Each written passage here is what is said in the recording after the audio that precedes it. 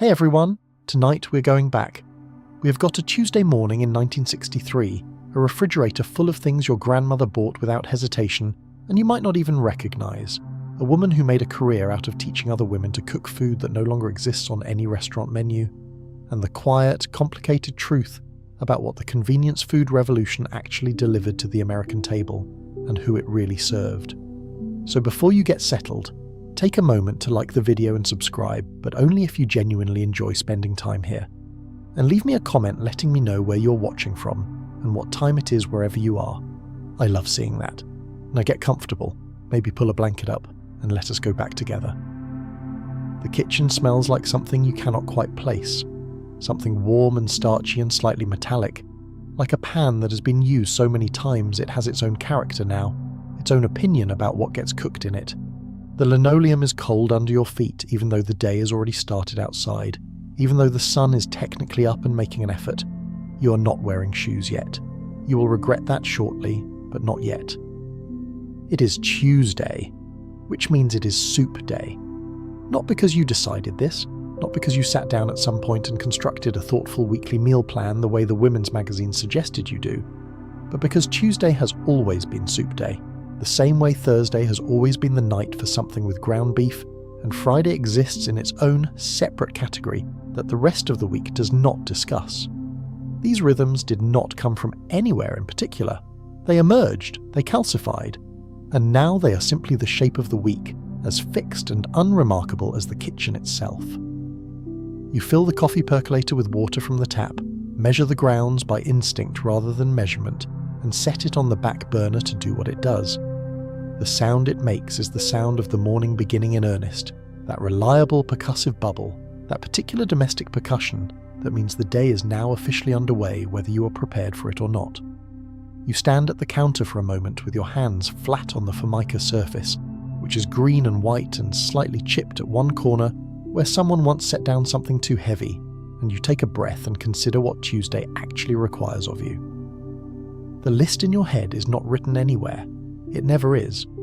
But it is organised in its own way, organised by the logic of the kitchen and the refrigerator and the particular rhythms of a household that runs on repetition. The children need breakfast before school. Your husband needs something substantial before he leaves. The soup needs to start before noon if it is going to be ready by dinner. The bread that you did not quite finish baking yesterday needs to come out of the icebox and be decided about, whether it is still good enough for sandwiches or whether it has reached the stage of toast only, which is its own quiet demotion. And somewhere in all of that, you need to make a list for the A&P because Thursday is grocery day and Thursday will come whether you have thought about it or not. You pull open the refrigerator and stand in the cold light of it for a moment, cataloguing. This is a refrigerator that would look strange to a person standing in any grocery store today. It holds no yogurt, because yogurt is not yet a thing that American households keep. It holds no orange juice in a carton, because the orange juice in this kitchen comes from a can of frozen concentrate that sits in the freezer compartment above and gets mixed with 3 cans of water before anyone is allowed to call it juice. There is a bowl covered with a plate, because plastic wrap exists but is not yet used for everything, and inside that bowl are the leftover string beans from Sunday, which are going to go into the soup whether they want to or not. There is a block of Velveeta on the second shelf, nearly half gone, a product so woven into the daily fabric of this kitchen that its absence would register as a small domestic crisis. There is a jar of Miracle Whip. There is a can of evaporated milk. There is half a package of ring bologna, which the children will eat cold for lunch without complaint because cold ring bologna on white bread with yellow mustard is simply what lunch is, in the same way that the sky is what it is. You take out the ring bologna, the bowl of string beans, and a stick of butter, because butter in this kitchen is kept in the refrigerator even though it is harder to spread cold, and a cold kitchen on a Tuesday morning in October is not the place to begin a philosophical argument about room temperature. The coffee begins to percolate in earnest. You slice the ring bologna into rounds and lay them in the pan that is already on the stove because you left it there last night. Because in this kitchen, things get left where they were used and retrieved from the same spot the next time they are needed, which is a system that works until someone moves something and then does not work at all. The smell of the bologna in the butter fills the kitchen in a way that is animal and specific and very particular to this decade, to this kind of kitchen. to the food that this family eats without thinking about it. It is the smell of a protein that has already been processed past the point of requiring much cooking. A food that is essentially ready to eat and is being cooked anyway because a hot breakfast means something, even if what it means is harder to articulate than to feel. The children will come downstairs shortly and they will be fed this, and they will eat it without noting that it is ring bologna, because ring bologna is simply what is available on a Tuesday morning, the same way that the Kellogg's cornflakes in the cabinet above the refrigerator are simply what cereal is. You crack 2 eggs into the pan alongside the bologna and let them cook in the same butter, because waste in this kitchen is not abstract. Every tablespoon of butter that goes unused is a tablespoon that did not need to be bought. The eggs come from the A&P and they cost something, you know exactly, because the price of eggs and the price of bread and the price of ground beef are numbers that live in a particular corner of your mind the same way your children's shoe sizes do, constantly updated, constantly relevant. You do not think of yourself as someone who watches money carefully. You simply know these numbers the way you know the layout of your own kitchen in the dark. The coffee is ready. You pour it into the heavy white ceramic mug that belongs to your husband and set it at his place at the table, and then you pour your own into the cup that is smaller and slightly prettier, the one with the pale yellow flowers on it that came from the dime store 2 years ago, and has survived this long through a combination of luck and careful placement in the cabinet. You take a sip and it is too hot and you do not care. Hot coffee in a cold kitchen on a Tuesday morning is not a thing you need to be the right temperature. It just needs to be there. Your husband comes downstairs in his work clothes, already assembled, already wearing the particular expression of a man who has made his peace with Tuesday and is simply moving through it. He sits down, he eats the eggs and the bologna, and he drinks his coffee, and he reads the newspaper that arrived before you were up, and that is already folded open to the page he wants, which is never the page about what is happening in Washington, or the page about the stock market, but the page about local matters, the school board and the road work and the price of heating oil going into winter. He leaves at 20 minutes to 8. The door closes. The kitchen is quiet for approximately 4 minutes, which is the interval between your husband leaving and your children arriving at the bottom of the stairs. Your daughter is 8. Your son is 11. They come down together the way they always do, the way children who share a house do when the house is small enough that they have no real option for avoiding each other until they are both approximately vertical. Your daughter wants cereal. Your son wants toast. These are not the things you plan to give them, but they are the things they want. And so you give them cereal and toast, and a glass of the orange juice that you mixed from the concentrate this morning, which is a shade too sweet and slightly too thin because you added an extra half can of water by accident and said nothing about it. Because a family that notices the orange juice is too thin is a family that has too much time on its hands. They eat. They leave. The door closes a second time and now the kitchen is actually quiet, which is a different kind of quiet than it was before. This quiet has weight to it. It is the quiet of a space that has been full and is now empty, and you stand in the middle of it for a moment holding your coffee cup with both hands and simply being in it. There is a word for this feeling that was not part of the domestic vocabulary of 1963, not because the feeling was not there, but because the vocabulary for it had not yet been assembled. You do not have that word. What you have is the coffee cup and the quiet and the awareness that the soup is not going to start itself. The soup today is vegetable beef, which is not a recipe so much as a category, a general approach to the contents of a refrigerator and a pantry, organised around the principle that hot liquid and thyme can do something useful with almost anything. You take out a pot, the large one, the one that is dented slightly on one side from an incident that has been collectively forgotten, and you set it on the front burner. You have a soup bone in the freezer, wrapped in white butcher paper from the A&P, marked in your own handwriting with the date you bought it and the word soup, as if you might forget what a soup bone was for. You run it under hot water for a few minutes to start it thawing, and then you put it in the pot with water and set it to simmer, and already the kitchen smells different. Already the day has a different quality to it, more purposeful, more underway. While the bone simmers, you begin to deal with the vegetables, and this is where the week's accumulated inventory comes into the picture in a way that is both practical and slightly archaeological. The onion from the mesh bag hanging by the back door. 2 carrots that have been in the vegetable drawer for long enough to have lost their ambition but not their flavour. A stalk of celery, the inner pale kind that stays crisp longer than the outer ribs. the leftover string beans from Sunday, which you pull out of their bowl and chop into pieces because string beans in soup become something different than they were on the plate beside the pork chops. They become part of a larger argument rather than a separate statement. A can of whole tomatoes from the shelf above the stove, which you open with the wall-mounted can opener that has been in this kitchen since before you moved in, and that makes a particular grinding sound that means it is still working fine, thank you. Canned tomatoes in 1963 are not the same cultural object they are today. They are not a choice you made after considering fresh tomatoes and deciding the canned ones were better for cooking, the way a person in a future decade might decide. They are simply what tomatoes are in October, when the tomatoes in the garden are finished and the tomatoes at the A&P are pale and yielding and not worth the price. The canned tomatoes are Del Monte, and the can has a red and white label, and they are whole peeled tomatoes packed in juice, and they are going into this soup the way they have gone into every soup this kitchen has produced since the first Tuesday of your marriage, which was long enough ago that you no longer remember precisely what you thought cooking was going to be like. You add barley. This is a grain that has largely vanished from the American kitchen in the decades that come after this one, not because anyone decided to stop using it, but because it simply got crowded out, replaced by rice and pasta, and then eventually by things with names that would have made no sense to you on this particular Tuesday morning. But in this kitchen, in 1963, barley is what goes in vegetable beef soup the same way sugar goes in coffee and salt goes in everything, without consultation or deliberation. You measure it from the cardboard canister in the cabinet, the one with the red and white printing and the woman in a bonnet on the label, and you add it to the pot and put the lid on at a slight angle, which is the angle that lets the steam escape without the lid rattling, a piece of domestic calibration that you performed so many times you no longer remember learning it. While the soup simmers, you make your grocery list, and this is a list that has its own logic, its own geography.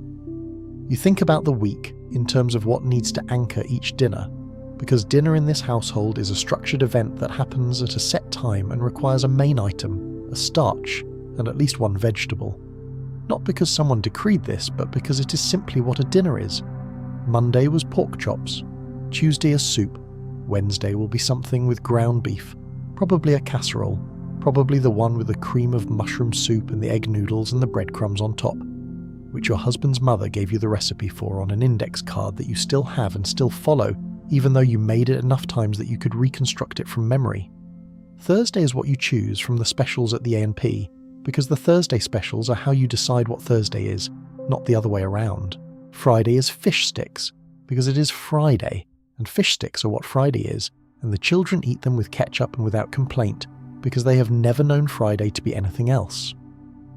You write down ground beef, 1 pound, cream of mushroom soup, 2 cans, egg noodles, a fryer chicken, because Saturday you will make roasted chicken, and Sunday the leftover chicken will become something else, a casserole perhaps, or a soup, the bones going into a pot with water, the way the soup bone is going into a pot right now, the kitchen perpetually in the act of converting one meal into the material for the next. You write down Velveeta. You write down Jell-O, 2 boxes, the lime and the cherry. Because your daughter has requested Jell-O with fruit cocktail for her birthday on Saturday, and that is a reasonable request. A very reasonable request. It is not a demanding child who asks for Jell-O with fruit cocktail for her birthday. You write down a can of fruit cocktail. You write down bread, because the loaf you have is nearly gone, and you buy it at the A&P rather than baking it every week, because baking bread every week is a thing you did for approximately 3 months early in your marriage, and then stopped. Not out of any particular decision, but because 3 months was apparently the duration of that particular ambition. The soup is beginning to smell serious now, which is the word you use internally for the way a soup smells, when the collagen from the bone has begun to come loose, and the vegetables have given up their individual identities, and begun to merge into something collective. Serious, that is the word.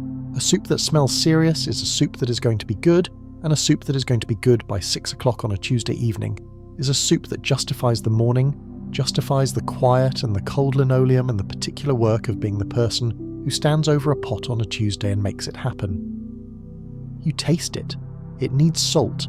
Everything in this kitchen needs salt, which is either a truth about the food or a truth about you, and you decided long ago that it was a truth about the food. You add salt from the round blue box with the girl with the umbrella on it, which is a box you have been buying since before your children were born, and which has a particular sound when you shake it, and a particular smell when you open it that is simply the smell of salt being what salt is. You put the lid back on at its careful angle, and you lower the heat slightly and you leave it alone, because a soup that is going to take until 6 o'clock does not need your attention every 20 minutes. It just needs time and occasional checking, and the faith that something left to simmer will eventually become what it is supposed to be. You wipe down the counter. You wash the egg pan and the plates from breakfast. You put the ring bologna back in the refrigerator on the second shelf where it lives, next to the Velveeta and near the butter. You refill your coffee cup, and you stand at the window over the sink and you look at the backyard for a few minutes, which is something you do without deciding to do it. Something the body does when the hands are briefly free and the mind is allowed to wander along its own routes for a moment. The yard is November close, the grass going brown at the edges, the garden beds finished. The bird bath is empty because you emptied it before the first frost. The sky is the particular pale grey of an October morning that is not going to become anything other than itself.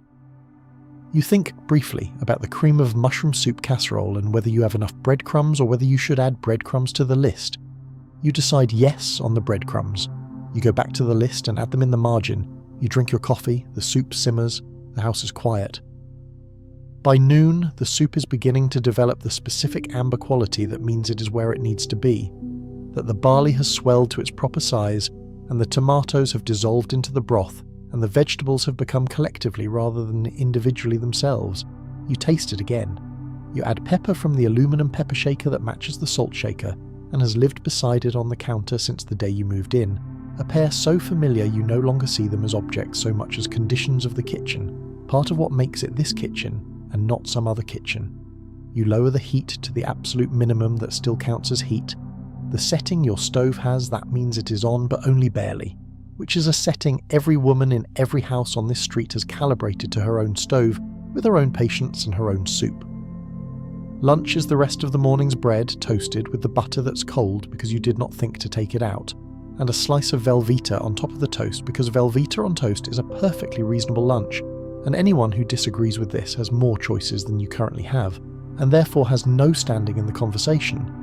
You eat standing at the counter, which you do not do when anyone else is present, but which you do when you are alone, because sitting down for lunch by yourself, alone in a Tuesday kitchen, has a quality to it that you find slightly melancholy, for reasons you have never fully examined and do not intend to begin examining now. Standing is faster and less philosophical. The afternoon passes in the way Tuesday afternoons pass in a 1963 household, in a rhythm of small tasks that are not dramatic enough to describe individually, but that collectively constitute the maintenance of a world. You bring a load of laundry up from the basement and put it on the clothesline even though it is October, because clotheslines do not retire in October in this part of the country. They continue until the temperature makes them genuinely unreasonable, and today is not that day. You sweep the kitchen floor because the kitchen floor in this house requires sweeping every day, not because anyone is particularly messy, but because a house with 2 children and a kitchen that is used fully from 5 in the morning until 9 at night produces a daily accumulation of crumbs and grit, and the particular microscopic debris of food being prepared and eaten that cannot be stopped, only managed. You pull the laundry back in by 3 o'clock because the light is going, and the October air is telling you something about what the evening will bring. Your daughter comes home at 3:15 and wants a snack, and you give her crackers with peanut butter, which in this kitchen means Ritz crackers with Skippy peanut butter, both from the cabinet above the refrigerator, both products whose names and blue and red packaging are so embedded in the ordinary that they function less as brand choices and more as facts about the world. Your son comes home at 3:45 and wants the same thing, but more of it, because he is 11 and growing at a rate that has begun to feel slightly alarming, and you give him crackers with peanut butter and also a glass of milk, and you check the milk carton when you put it back, and add milk to the grocery list. By 5:30, you have put the leftover boiled potatoes from Sunday into a pan with butter, and are frying them until they develop a crust on both sides, which is what happens to leftover boiled potatoes in this kitchen on this Tuesday, the same way it happens every Tuesday that there are leftover boiled potatoes, which is most Tuesdays, because Sunday dinner produces leftover boiled potatoes as reliably as Tuesday requires something to do with them. The soup is ready. The kitchen smells the way a kitchen is supposed to smell at 5:30 on a Tuesday in October, which is warm and savoury and slightly sweet from the barley and the carrots, and the way the tomatoes have cooked into everything over the course of the afternoon. Your husband comes home at 5:50. The table is set. The soup is in the pot on the stove and the potatoes are in the pan, and there is bread, the end of the loaf that is a day old but not wrong, and butter. Your daughter is doing homework at one end of the table, and your son is watching Huntley and Brinkley on the television in the living room, which is far enough from the table that dinner is separate from television in this household. A rule that exists not because it was decided, but because the layout of the house enforces it, which is perhaps the best kind of rule. Dinner is the soup and the fried potatoes and the bread. It is eaten mostly in the conversation of four people catching up with each other across the event of a shared day. The small exchanges of who said what and what happened, and what the teacher said, and what someone at work said that was irritating, and whether the weather is going to change, and whether the price of heating oil on the front page of the paper is something to worry about or merely something to note. The soup is good. You know it is good because it is serious, because it has been working all day toward being what it is, and it arrived. After dinner, your husband washes the dishes, which is not the arrangement in every house on this street, but it is the arrangement in this one, and has been since the beginning, though neither of you made a decision about it. It simply became true and remained true. The way certain arrangements in a marriage become load-bearing before anyone notices they have. You dry and put away. The kitchen returns to its between-meal state, clean and organised and slightly waiting, the way kitchens do when they're done with one event and not yet begun with the next. You take out the dessert, which is the butterscotch pudding you made yesterday from the Jell-O cook and serve box that has been in the cabinet since the last time you were at the A&P, and that has been setting in the refrigerator since 4 o'clock in individual glass cups that you use only for pudding and for certain applications involving Jell-O. The pudding is smooth and cool and the colour of something warm despite its temperature, and you bring it to the table in the cups and everyone eats it without ceremony, because pudding is not ceremony. It is completion, the soft, sweet period at the end of a Tuesday that was mostly soup and potatoes and a list for the grocery store. The children go upstairs. Your husband settles into his chair. The television makes its evening sounds, the jingles and voices of programs that you can hear from the kitchen as you wipe down the table one more time and make sure the burners are all off, checking the left rear one twice because the left rear one sometimes feels off when it is not quite off. And you learned this from an afternoon of quiet anxiety 2 years ago that you have no intention of repeating. The soup pot is covered and sitting on the stove because the leftover soup will be lunch tomorrow, which means tomorrow's lunch is already done, already finished, already decided, which is a small satisfaction that no one will ever know about or acknowledge, but which is yours nevertheless. You turn off the kitchen light. You go into the living room. Outside, the street is quiet in the way suburban streets are quiet on a Tuesday night in October in 1963.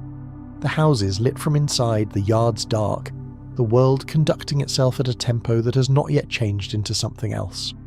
The week is not half over. There is ground beef still to come, and the chicken, and the soup that will become lunch, and the Jell-O for Saturday's birthday, and the grocery list that is already more than half written.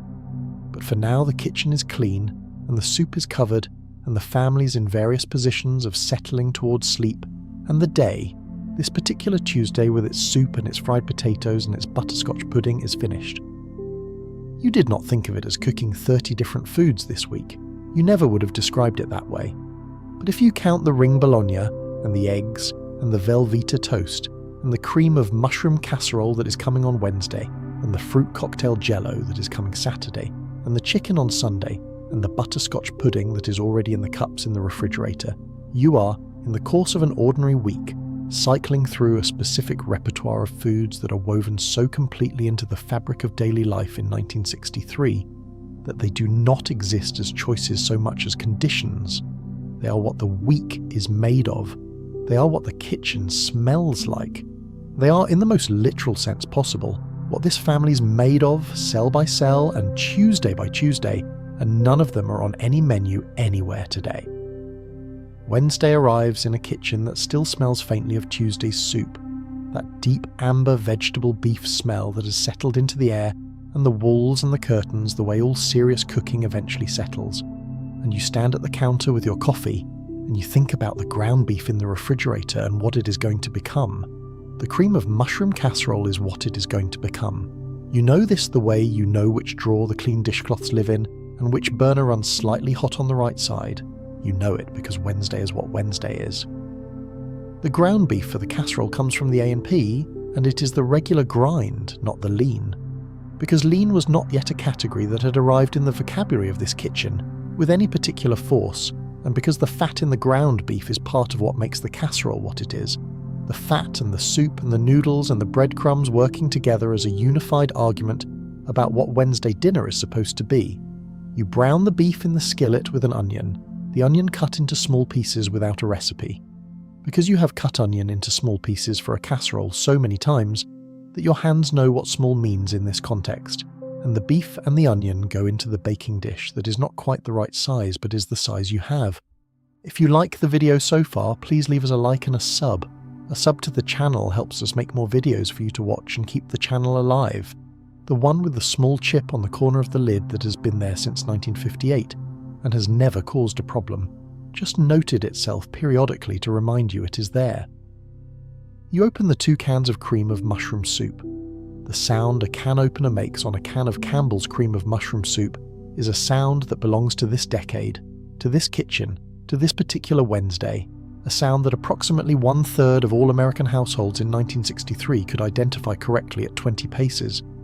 The soup comes out in a cylinder, gelatinous and pale grey, and smelling of mushroom and sodium in proportions that are entirely specific to themselves, and you add a half can of milk to it because you have always added a half can of milk to it because that is how you stretch it, how you get the right consistency for the casserole without it being either too thick or too loose, and you stir the soup and the milk together in the bowl and add black pepper from the shaker that lives beside the salt shaker and has for as long as you have known this kitchen. The egg noodles you cook in the pot of salted water, and this is a step you do not always do before combining. Sometimes you add the dry noodles directly to the casserole and let them cook in the liquid of the soup during baking, but today you have time and you cook them first because cooked noodles in a casserole have a different texture than uncooked noodles, added raw, a softer, more unified quality, and you want the unified quality today. You're making it for Wednesday, the good way rather than the fast way because there is time.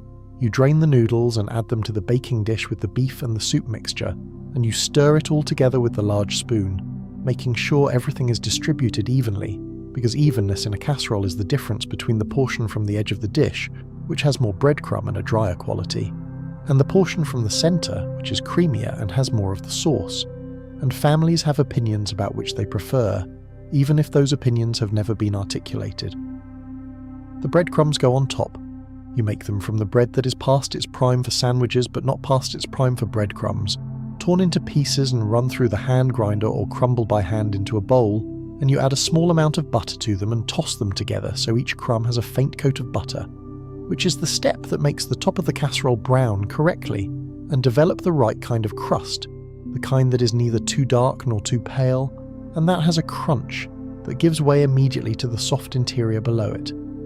This step, the buttered breadcrumbs on top of the casserole, is a step your mother-in-law taught you, one of those pieces of knowledge that was transferred on an index card in a casserole recipe, but that the index card could not have captured the way the demonstration captured it, the way watching someone's hands move through a process teaches what words and measurements cannot. You put the casserole in the oven at 350 degrees, and you set the timer for 45 minutes, and you go do something else, because a casserole in the oven on Wednesday afternoon is a casserole that does not need you for 45 minutes, and 45 minutes is a meaningful unit of time in a household that requires continuous management, meaningful enough to fold a basket of laundry and deal with the homework question your daughter will have when she comes home and write 2 letters that have been waiting in the back of your mind for a week. The casserole comes out golden and bubbling at the edges and smelling the way it always smells, cream and beef and a faint caramelized sweetness from where the noodles along the edge have developed a colour, and you set it on the trivet on the counter and let it rest for 10 minutes because a casserole that does not rest has a running quality to it when you cut into it, a looseness that is not the same as the settled unified thing that 10 minutes of resting produces. The family eats it at 6. It is good. It is Wednesday. Thursday is the grocery store, and the grocery store in 1963 is an experience with its own particular topography, its own social obligations, its own specific demands on time and attention, and the careful management of a weekly household budget that does not have much room in it. You go to the A&P, which is 2 miles from your house, and which you reach in the car, the family car, the one your husband leaves at home on Thursdays because Thursday is his carpool day with Howard from accounting, a domestic arrangement that has been in place for 3 years and that you count on the way you count on the Thursday soup specials, as a condition of the week rather than a choice within it. The A&P in 1963 is a large, well-lit store that smells of produce and waxed floor, and the slightly oversweet air of a bakery section near the front. The carts are metal and make a sound on the floor that you have long since stopped hearing. The layout is fixed and familiar, and you move through it in the same order every week. Produce first, because produce makes decisions based on what looks good and what is on special, and you cannot pre-plan produce the way you can pre-plan canned goods. Then the meat counter, then canned goods and dry goods through the centre aisles, then dairy and frozen along the back and side. This is the route. You do not deviate from the route because the route is efficient and efficiency is a value. This kitchen has absorbed so thoroughly that deviation feels like waste. The produce section has apples in abundance, which it is the season for, and canned pumpkin on an end cap because it is October and the supermarkets have understood before you have that November is 6 weeks away, and people will want to make pies, the kind of advertising through product placement that is still novel enough to work without feeling calculated. You buy the apples because there are children in the house who eat apples, and apples this time of year are cheap and good, and you put them in the bottom of the cart and move on. At the meat counter you ask for a fryer chicken, which the butcher selects for you from the case, and 2 pounds of ground beef because you used a pound this week, but you want an extra pound in the refrigerator for the following week's flexibility, and a piece of beef for a roast, because Sunday needs a roast. Sunday in this kitchen has always been a roast, whether it is a pot roast or a standing rib roast, or a simple chuck roast made with onion soup mix and carrots and potatoes in the Dutch oven depends on the price of the various roasting cuts on any given Thursday, but there will be a roast. There is always a roast. The centre aisles contain the inventory of post-war American convenience. You put in the cart 2 cans of cream of mushroom soup, because the casserole used both cans this week and you will need more next week, and also because cream of mushroom soup in this household is a pantry staple that must be maintained at a minimum of 2 cans at all times, the same way butter must be maintained at a minimum of 2 sticks, and salt must be maintained at 2 containers in reserve, because running out of salt is a domestic crisis of a very small but genuine kind.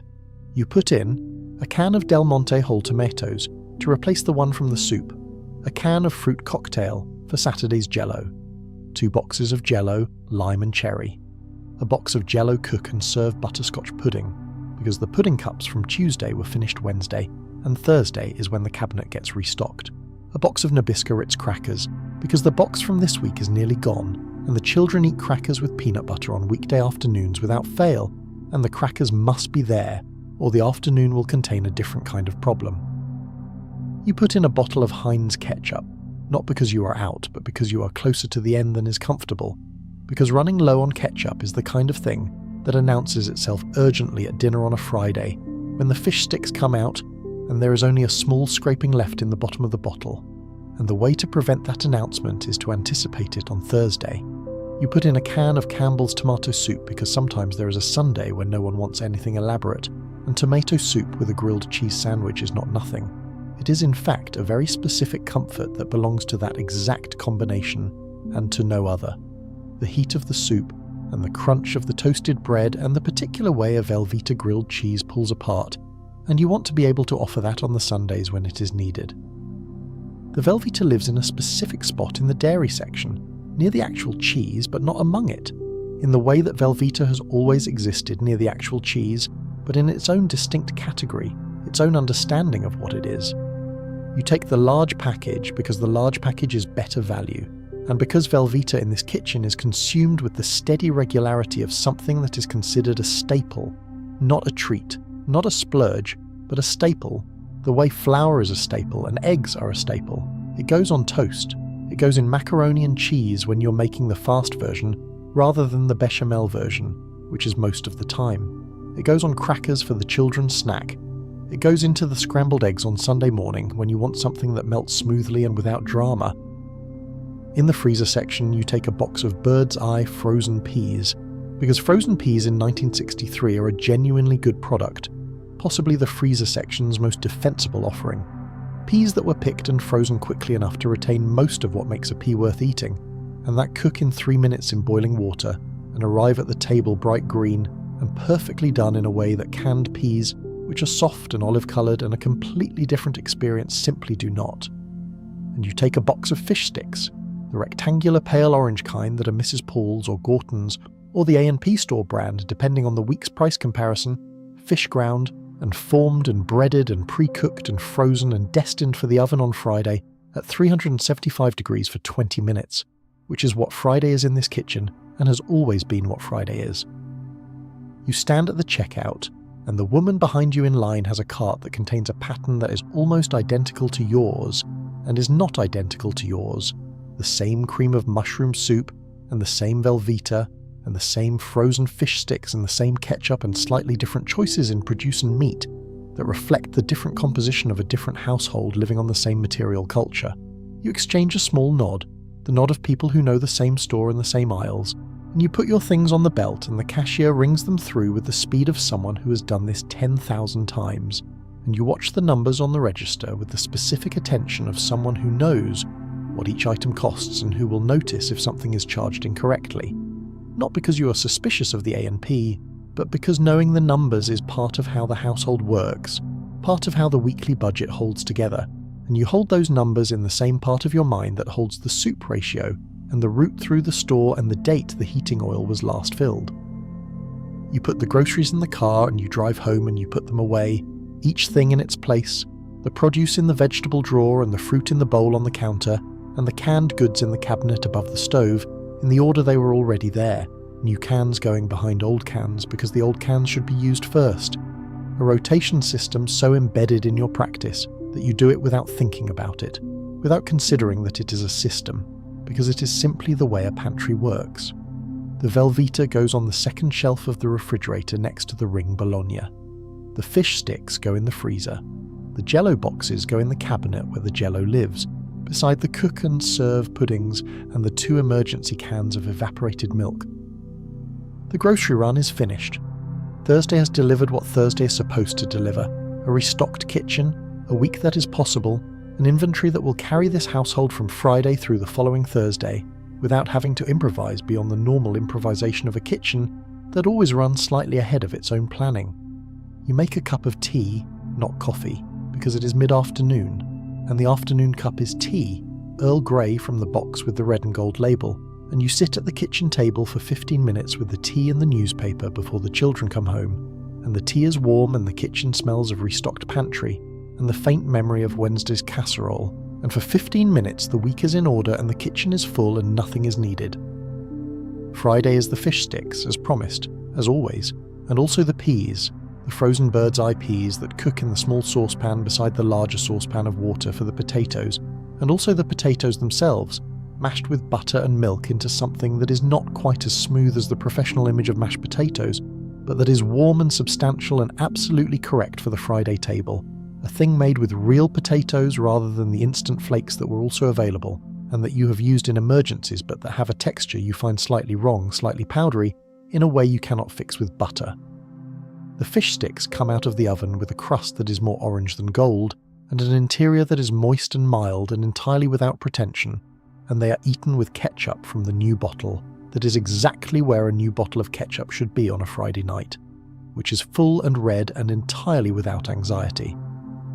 Saturday is your daughter's birthday, and the birthday is the Jell-O with fruit cocktail, which you begin the night before, dissolving the cherry Jell-O in boiling water and adding cold water, and then setting the bowl in the refrigerator until the mixture reaches that particular state that the recipes call syrupy, that uncanny viscosity between liquid and gel that tells you the fruit will stay suspended rather than sinking immediately to the bottom or floating to the top. You drain the can of fruit cocktail and you fold the fruit into the semi-set gelatin, the peach pieces and the pear pieces and the maraschino cherry halves and the grape halves and the mandarin orange sections, everything that comes in a can of fruit cocktail distributed evenly through the cherry Jell-O, and you pour the whole thing into the ring mould, the copper-coloured one that was a wedding gift, and that you use for the company occasions and the birthday Jell-O and nothing else. The mould goes back in the refrigerator overnight and you do not think about it again until Saturday afternoon, when you need to unmould it onto the serving plate, which is the moment of faith and the moment of technical execution combined into one brief action. The bowl of warm water, the firm pressure around the edge, the count of 10, the inversion, and then either the clean slide or the failure, and this time it is the clean slide, the ring coming cleanly away from the mould onto the plate in a single piece, quivering slightly, jewel red with the suspended fruit visible through the translucent gelatin, like a map of small, sweet things distributed through time. You put it on the second shelf of the refrigerator and you feel the small satisfaction of something done correctly, something that required patience and timing, and the willingness to perform an act of faith in front of a serving plate and come out right. Your daughter is 9 years old today. She's pleased with the Jell-O. She's pleased with the cake, which is a Duncan Hines yellow cake mix with the egg you added yourself, frosted with the chocolate frosting that you made from scratch, because the frosting is where the scratch baking still lives in your kitchen. The butter and the cocoa and the powdered sugar and the splash of milk that come together under the electric mixer into the particular satiny consistency that a birthday cake deserves. The frosting that is yours in a way that the cake from the mix is not quite yours. And that is fine. The egg is yours, the frosting is yours, the birthday itself is yours to have planned and executed and made into something that will be remembered not because anyone catalogued it, but because it happened in this kitchen, with these foods, in this particular light of a Saturday, October afternoon in 1963. Sunday is the roast, the chuck roast from Thursday's grocery run, in the Dutch oven with the half package of Lipton onion soup mix that you pour over the meat dry, then add water to just barely cover the bottom of the pot, then add the carrots and the potatoes cut into large pieces around the roast, and then the lid goes on and the pot goes into the oven at 300 degrees for 3.5 hours, while the family goes to church and comes home, and the house fills with the smell of the pot roast, which is the smell of Sunday in this kitchen, and has been the smell of Sunday in this kitchen for as long as there has been this kitchen, and this Sunday, the onion-sweet braised meat smell of a roast that is doing what roasts do when left alone in a low oven for the correct amount of time, which is becoming tender and giving off its juices into the liquid that will become the gravy you thicken with a slurry of flour and water at the end. The pot roast is served with the potatoes from the Dutch oven, which are soft and flavoured with the cooking liquid and need no additional seasoning, and with the frozen peas because there is always a green vegetable, and tonight the green vegetable is peas, and with the bread, the end of this week's loaf, and after dinner you put the leftover roast into a covered container in the refrigerator, and you know already what it will become during the week. Monday's hash, if there is enough, chopped and fried in the skillet with the leftover potatoes, or Tuesday's supplement to whatever else is being made, or the basis of a sandwich on Wednesday, the meat sliced cold and put between bread with the yellow mustard, which is not the Sunday roast anymore and is entirely its own thing. The week rounds back toward Tuesday. The refrigerator holds what it holds. The Jell-O mould demolished and gone, the fruit cocktail can empty in the recycling, the ring bologna, a new stick of butter, the Velveeta, the cream of mushroom soup standing in reserve in the cabinet. The barley is in its canister. The carrots are in their drawer. The onions are in the mesh bag by the door. Everything is where it is because everything is always where it is, and where it is where the week can reach for it on any given morning without consulting a list or making a decision, because the decisions about these things were made long ago by the accumulation of Tuesday after Tuesday, and what remains is simply the execution. These are the forgotten foods. Not forgotten because they were bad or wrong or inadequate, but forgotten the way all things are forgotten, that were so thoroughly present they stopped being noticed. The way the shape of the linoleum floor stops being noticed after the first year of standing on it. The way the sound of the percolator stops being heard after the first 100 mornings. The ring bologna and the Velveeta and the cream of mushroom soup and the barley and the Jell-O and the fish sticks and the fruit cocktail and the pot roast and the butterscotch pudding and the buttered breadcrumbs and the scratch chocolate frosting and the cold ring bologna on white bread with yellow mustard. These are a week in the life of a kitchen that ran on knowledge so specific and so thoroughly internalized that it did not require documentation, and that is exactly why it is forgotten. It was too ordinary to be written down. It happened every week. It fed a family. It was what the kitchen was for. There is a factory in Leroy, New York, a small town in Genesee County about 30 miles east of Buffalo, where in the year 1897 a cough drop manufacturer named Pearl Bixby Waite added fruit flavouring to a base of granulated gelatin and sugar, and called the result Jell-O. He could not sell it. He could not give it away. He had a wife named May, and a good idea that the market did not yet recognise as a good idea. And 2 years after he made it, he sold the patent and the name to a neighbour named Orator Frank Woodward for the sum of $45. orator Frank Woodward, who dealt in patent medicines and household products, and who had a name that could have belonged to a senator or a circus ringmaster or a travelling salesman of fine goods, looked at what he had purchased and almost immediately tried to sell it back for $35. His partner refused. This was the decision that built an empire. By the time the women in the Tuesday kitchens of 1963 were assembling Jell-O molds with the confidence of people practicing an established art, Jell-O had been the best-selling prepared dessert in America for more than 5 decades. It had survived 2 world wars and the Great Depression, and the rise of refrigeration, and the invention of the supermarket, and several other revolutionary changes to the American kitchen.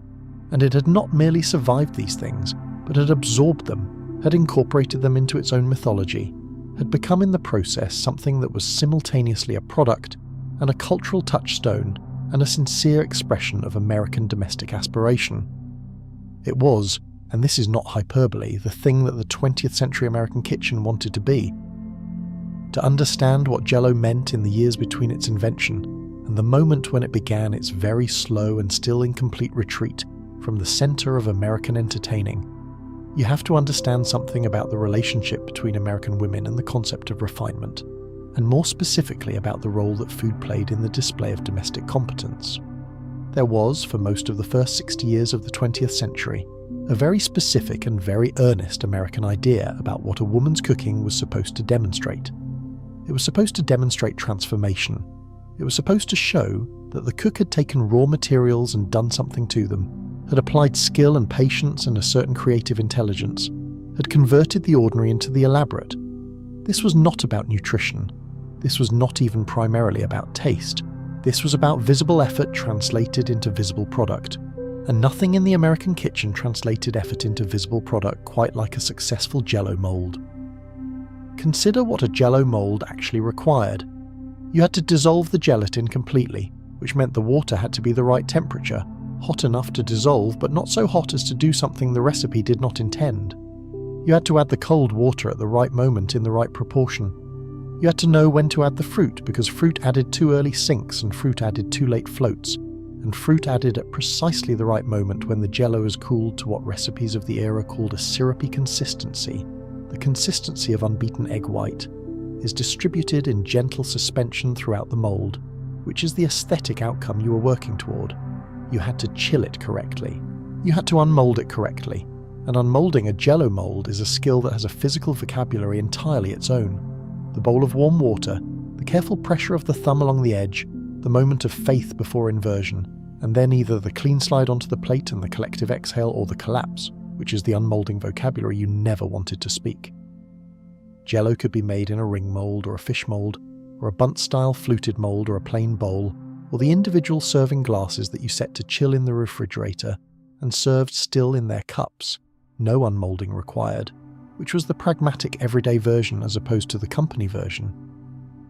The company version was the mold, the whole architectural project of it, and in the 1940s and 50s and into the 60s, the mold was something that women made for company with the same investment of care and pride that a sculptor brings to something that will be publicly displayed, because in a certain sense it was exactly that. It was displayed.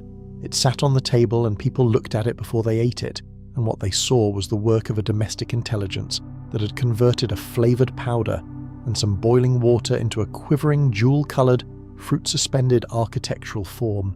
And if that does not sound like an achievement to a person looking back from a sufficient distance, that person has not tried to unmold a lime gelatin ring with cream cheese and crushed pineapple suspended in it without it collapsing. Not once, not ever. Orator Frank Woodward's initial panic about what he had purchased turned out to be a problem of marketing rather than of product. The product was perfectly suited to its moment. What it needed was a story, and what stories need are storytellers, and what Woodward found in the early years of the 20th century were travelling salesmen who would go from door to door in small American towns and distribute Jell-O recipe books to women for free, which was a revolutionary approach to advertising because it was not advertising at all, in any form that people had previously recognised as advertising. It was education. It was information.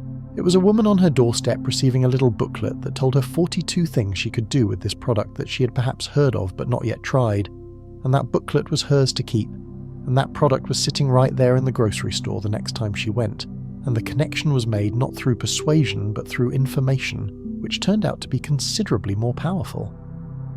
The recipe booklets were illustrated with drawings that became more elaborate over the years, the early ones slightly modest and the later ones increasingly aspirational, the Jell-O molds in the illustrations growing more complex, more architectural, more obviously the kind of thing that required skill to produce. By the 1920s, Jell-O was advertising in national women's magazines, with illustrations by artists whose careers were built in part on rendering gelatin molds with the gravity and beauty of still-life paintings, because that is what a Jell-O mold was in that cultural moment, a subject worthy of careful rendering, a domestic object that deserved the visual language of art. Rose O'Neill, who invented the Kewpie doll, drew illustrations for Jell-O advertisements. If you like the video so far, please leave us a like and a sub. A sub to the channel helps us make more videos for you to watch and keep the channel alive. Maxfield Parrish, whose luminous blue-skied paintings of idealized landscapes were reproduced on the walls of American households for decades, produced illustrations for Jell-O. These were not casual commercial jobs. These were commissions, serious ones, made to a product that understood it was selling something larger than dessert.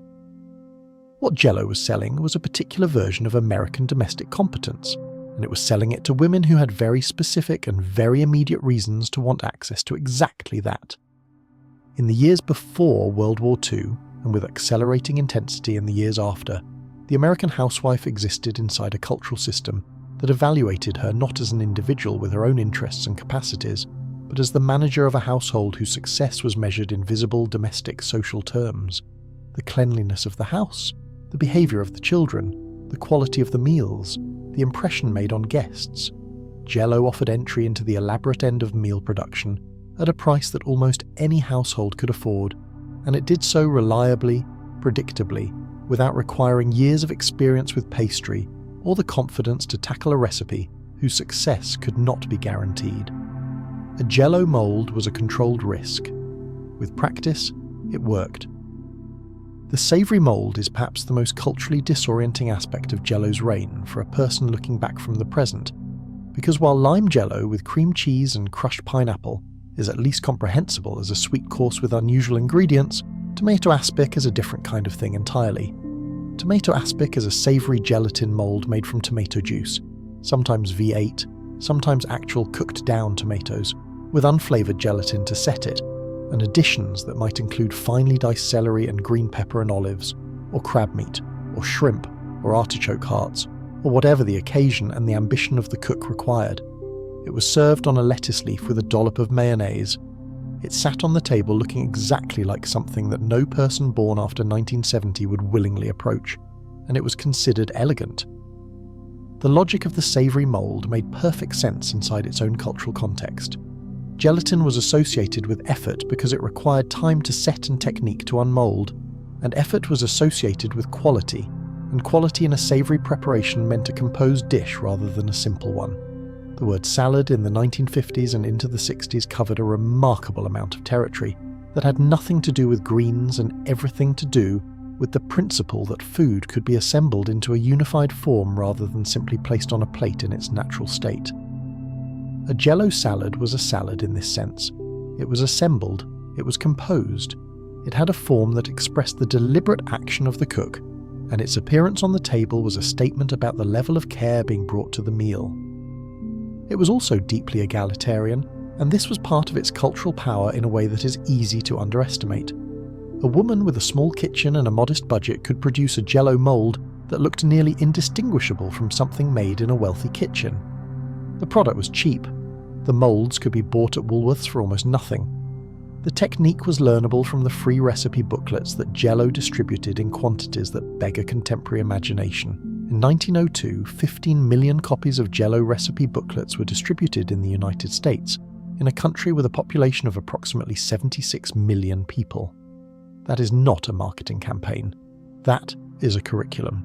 That is a wholesale introduction of a technique and an aesthetic into the domestic culture of an entire nation. By the post-war years, Jell-O had become so thoroughly integrated into American domestic culture that its presence in the refrigerator was no longer notable, the same way the presence of white bread or canned soup was no longer notable.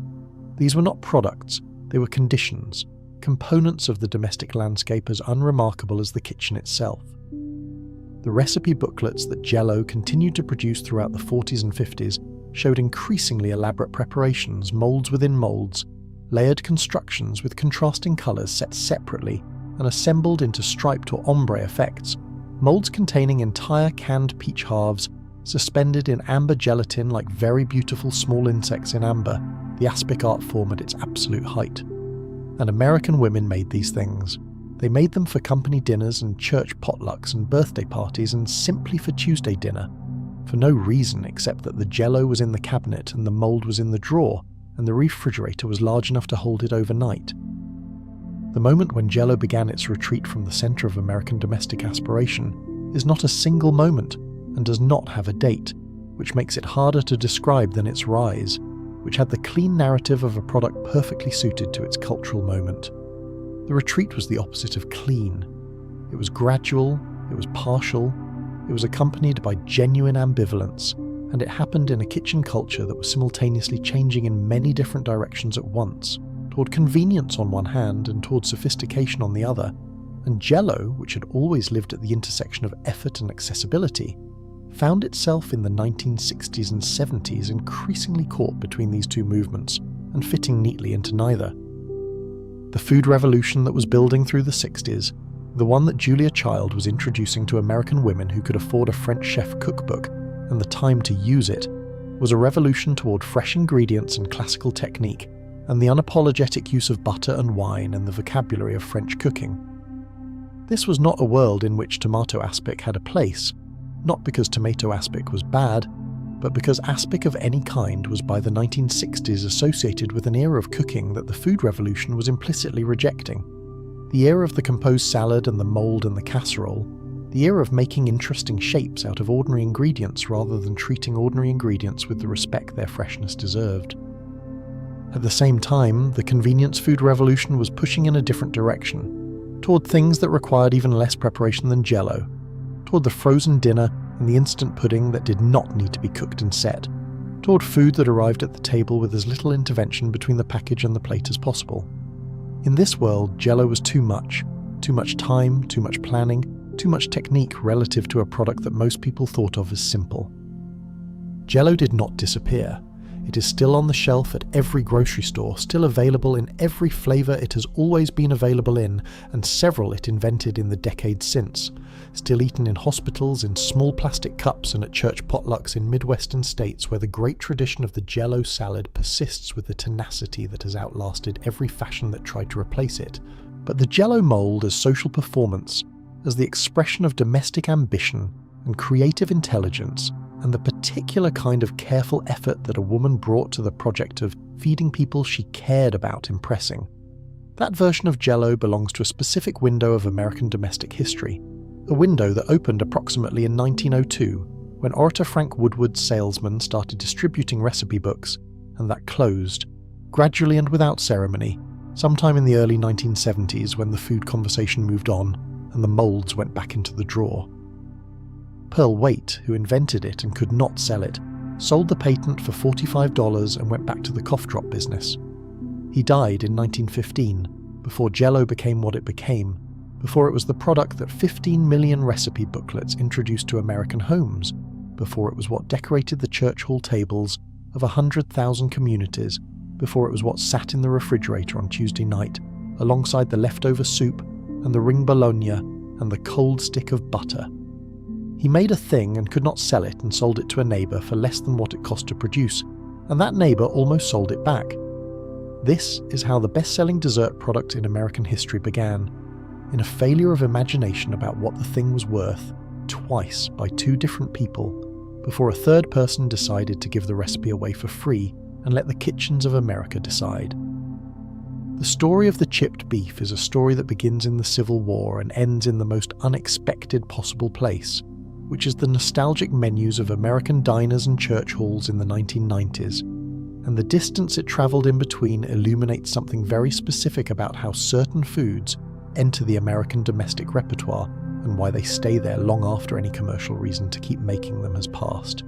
Chipped beef, which is beef that has been cured and dried and then sliced into thin curls or chips, was one of the foods developed for military use in the middle of the 19th century, when the problem of feeding soldiers in the field required solutions that could travel without refrigeration and be reconstituted quickly under conditions that did not allow for elaborate cooking.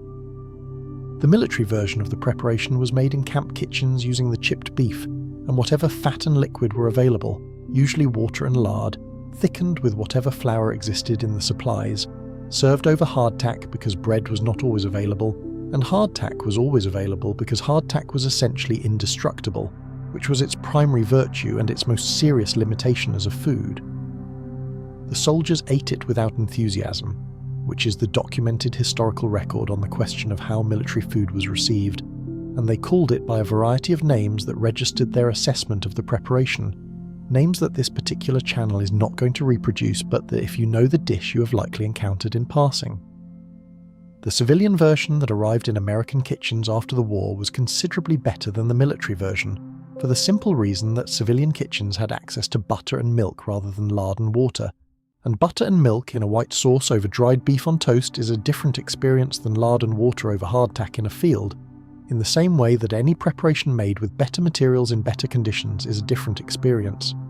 The civilian preparation became creamed chipped beef, and creamed chipped beef became something that appeared regularly on the American table through the first half of the 20th century as a breakfast food or a light supper dish, economical and filling and quickly made and thoroughly satisfying in the way that a simple sauce over starch is always satisfying when the season is cold and the appetite is real.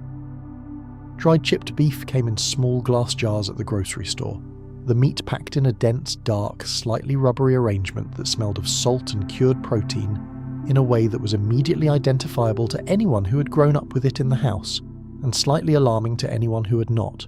You opened the jar and you separated the chips and you cut them or tore them into smaller pieces, and you made the white sauce and you added the beef to the sauce and you served it over toast, which in this preparation is not a supporting player but a structural element, the platform that holds the sauce and gives the dish its character. A good slice of white bread toasted to a pale gold. The sauce poured over it so the bread begins to absorb the cream and the beef flavour from the bottom, while the top remains distinct. This was the dish. Not elaborate, not exciting, but deeply, specifically satisfying in a way that required the particular combination of those exact elements to work. The creamed chipped beef you will not find on menus today, or will find only rarely, in the specific demographic of diner and institutional settings that maintain a connection to mid-century American food through a combination of genuine loyalty and the particular stubbornness of foods that have attached themselves to people's memories so firmly that the people continue to want them regardless of what the wider food culture has decided. In the home economics classroom of 1963, creamed chipped beef was one of the white sauce applications that teachers offered as an example of the utility of a basic skill, and in the kitchens of women who had been making it since before their children were born, it was simply one of the things a can of chipped beef in the pantry made possible on a morning when there was not much time. The story of the Lipton onion soup mix, which achieved something even more remarkable than chipped beef in terms of its penetration into the American domestic repertoire, is the story of an accident of the post-war era that became so integrated into the cooking of the American home that it eventually produced one of the most widely made recipes in American food history. Thomas J. Lipton built his tea empire before the Second World War, but the onion soup mix was a post-war product, introduced in the early 1950s as a dry soup mix that could be dissolved in hot water to produce a quick soup that tasted of onion and salt and the particular savoury intensity that dehydrated onion and beef bouillon achieved together at a sodium level that no home cook would have arrived at independently without wondering if they had made an error. The mix was sold as a soup product and was used as a soup product and would have remained a soup product if it had not been for the moment, which occurred sometime in the mid-1950s and which no one has ever credibly claimed to have originated, when someone stirred a packet of Lipton onion soup mix into a container of sour cream and presented the result as a dip.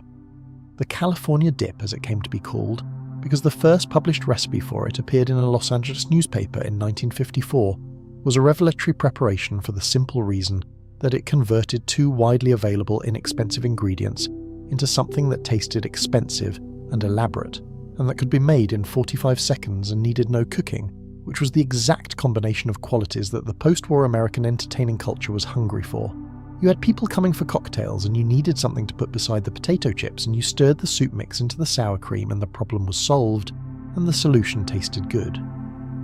The onion soup mix became one of the most versatile pantry items in the American kitchen of the 1960s and into the 70s, used not only for its intended purpose as soup, and not only as the base of the California dip, but as a flavouring agent in roasts and casseroles and meatloaf and hamburgers and any preparation that needed what cooks of that era called depth, which was the particular savoury roundness that the combination of dehydrated onion and salt and beef extract produced when added to something that was cooking low and slow. The pot roast made with Lipton onion soup mix was a specific, documented, beloved dish that appeared on tables across America for 30 years, and if you grew up in a household that made it, you know the smell of it without needing to be reminded. That particular onion-sweet braised beef smell that is not quite like a pot roast made with any other preparation, and that is absolutely characteristic of a certain kind of Sunday dinner in a certain kind of American household during a certain window of time. The green bean casserole, which is perhaps the most successful recipe ever developed by a food company's test kitchen, was created by Dorcas Riley at Campbell's Soup Company in 1955. It requires cream of mushroom soup, green beans, and French's fried onion rings, and it is baked in the oven until the soup is hot and the onions on top are darker and crunchier than when they went in. Dorcas Riley developed it as part of her job, which was to create recipes that used Campbell's products and that home cooks could make quickly and easily, and that would appear in the advertising and recipe booklets that the company distributed. She was 28 years old. She worked in a test kitchen in Camden, New Jersey. She was doing her job. The recipe that she developed has been made approximately 30 million times per year in the United States alone since approximately 1960, which is the point at which its popularity had reached the critical mass required to make it a cultural fixture rather than simply a successful recipe. It appears at Thanksgiving tables with the regularity of the turkey itself, and at potluck dinners and church suppers and holiday gatherings of every kind. And if you sat down at a table of 20 Americans chosen at random in the year 1963 and asked how many of them had eaten green bean casserole within the past month, the answer would have been most of them. And if you asked the same question every year through the 1970s and 80s and 90s and beyond, the answer would continue to be most of them, with only slight variations in the specific proportion. Dorcas Riley did not become famous for inventing it, because the recipe she invented was absorbed almost immediately into the broader domestic culture and became part of the anonymous repertoire of things that American home cooks make without knowing exactly where they came from, which is the way that the most successful recipes travel. They move from the advertising insert in the women's magazine to the index card in the recipe box, to the memory of the person who has made it enough times that the index card is no longer consulted, and by that point the recipe is detached from its origin and becomes simply part of what cooking is. Dorcas Riley received a patent for the recipe from Campbell's Soup Company late in her career, and the patent is held now by the Smithsonian Institution, which recognized it as one of the most important recipes in American food history, not because it is the best recipe, but because it is the most completely integrated, the one that moved most thoroughly from commercial test kitchen to actual American table and stayed there. The Campbell's Soup Company itself is a story that deserves a full evening, but the piece of it that belongs here is the piece about the company's relationship with American home cooking, which was not incidental but central, not a byproduct of the commercial enterprise but the engine of it. Joseph Campbell and Abraham Anderson started canning tomatoes and vegetables in New Jersey in 1869, and the company grew through the usual combination of product development and agricultural relationships and distribution infrastructure that built the canning industry in the late 19th and early 20th centuries. But what separated Campbell's from its competitors in the middle of the 20th century was the understanding, articulated most effectively by the executive Dorrance Stewart in the post-war years, that the company was not selling soup. It was selling what soup meant. It was selling the particular warm authority of a bowl of hot liquid on a cold afternoon, the specific comfort of something red and salt-sweet that arrived in a can and became dinner in 10 minutes, and the more effectively the company could make that meaning available to every American kitchen that had a can of Campbell's soup on the shelf, the more effectively it had sold itself. The red and white can, the design that Andy Warhol reproduced 32 times in his 1962 canvas, and thereby converted into a symbol of American consumer culture that has outlasted most of the other symbols of its moment, was itself a design decision made in the 19th century and retained through the 20th because it worked, because red and white in combination is visible on a shelf at a distance, because the script of the name on the label is legible and distinctive, because the gold medallion that has been on the label since 1895 communicates an authority that the product has never needed to explain or defend. It is simply the gold medallion. It has always been the gold medallion. And if you grew up with Campbell's soup in the house, you do not look at a red and white can in the soup aisle and see a design decision. You see Tuesday. The scale of Campbell's penetration into the American kitchen in the post-war decades was such that there is a case to be made that Campbell's cream of mushroom soup was the most influential single ingredient in mid-century American home cooking. Not because it was the best product or because it produced the best food, but because it was so reliably present and so reliably versatile. It went into casseroles, it went into sauces, it went into stuffing and over roasts and under chicken and into the green bean casserole and into the tuna noodle casserole and into the chicken noodle casserole and into the casseroles for which there were no specific names. The improvised Wednesday night casseroles that a woman made because there was leftover chicken and a can of cream of mushroom soup and some egg noodles, and she knew from experience that combining these things in a baking dish with some breadcrumbs on top and putting it in the oven at 350 degrees for 40 minutes produced something that was warm and filling and that no one would object to. The tuna noodle casserole, which is the cream of mushroom soup casserole made with canned tuna rather than ground beef or leftover chicken, was the particular version of this preparation that attached itself most thoroughly to a specific demographic of American household, the households where Tuesday was meatless, not because anyone had decided to reduce meat consumption, but because Friday's meatless rule had expanded somewhat informally and inconsistently into other days, or where the budget made protein from a can of tuna preferable to protein from the meat counter. The star-kissed and chicken of the sea cans in the cabinet above the stove were not luxury items. They were economical protein sources that produced, when combined with the cream of mushroom soup and the noodles and the breadcrumbs, something entirely respectable and filling and eminently suitable for a weeknight dinner, which is the modest but genuine ambition that most weeknight dinners aspire to. And the deviled egg, that particular preparation of hard-boiled eggs halved, and the yolks mixed with mayonnaise and mustard and paprika, and perhaps a drop of vinegar, piped or spooned back into the white halves in a dome or swirl, then dusted with more paprika and arranged on the oval deviled egg plate that existed in the cabinet of approximately every American household that entertained between the years 1940 and 1975. The deviled egg arrived at every potluck, every church social, every graduation party, every neighborhood gathering, because it was portable and it was filling, and it required no reheating, and it could be made the night before, and it looked, with its careful filling and its paprika dusting, like something that took more effort than it did, which is the ideal quality in a dish made for communal sharing. The deviled egg plate specifically, a white or pale yellow oval platter with oval indentations that held the egg halves at the correct angle to prevent sliding, a piece of specialized kitchen equipment so thoroughly connected to a single preparation that it has no other use, and that was considered as essential a piece of equipment in a mid-century kitchen as the Jell-O mold and the Dutch oven and the percolator. These things, taken together, the cream of mushroom soup casserole, and the deviled eggs and the chipped beef on toast and the pot roast and the onion soup dip and the tuna noodle casserole and the green bean casserole and the Jell-O mold, constitute a repertoire so specific to a particular decade of American domestic life that they function almost as a language, a way of describing a household and a period and a set of values and constraints without using any of those words. They are the vocabulary of a specific moment in American food history, a moment when the industrial food system and the domestic kitchen, and the advertising industry, and the social expectations placed on American women all converged in a specific set of preparations that expressed, imperfectly and honestly and with a great deal of canned soup, what the American table was. You arrive at school before most of the teachers, not because your room requires more setup than a mathematics classroom or an English classroom, though it does, but because the act of teaching people to cook in a room that smells of last week's cooking requires a specific kind of preparation that cannot be rushed without consequences. You open the windows first.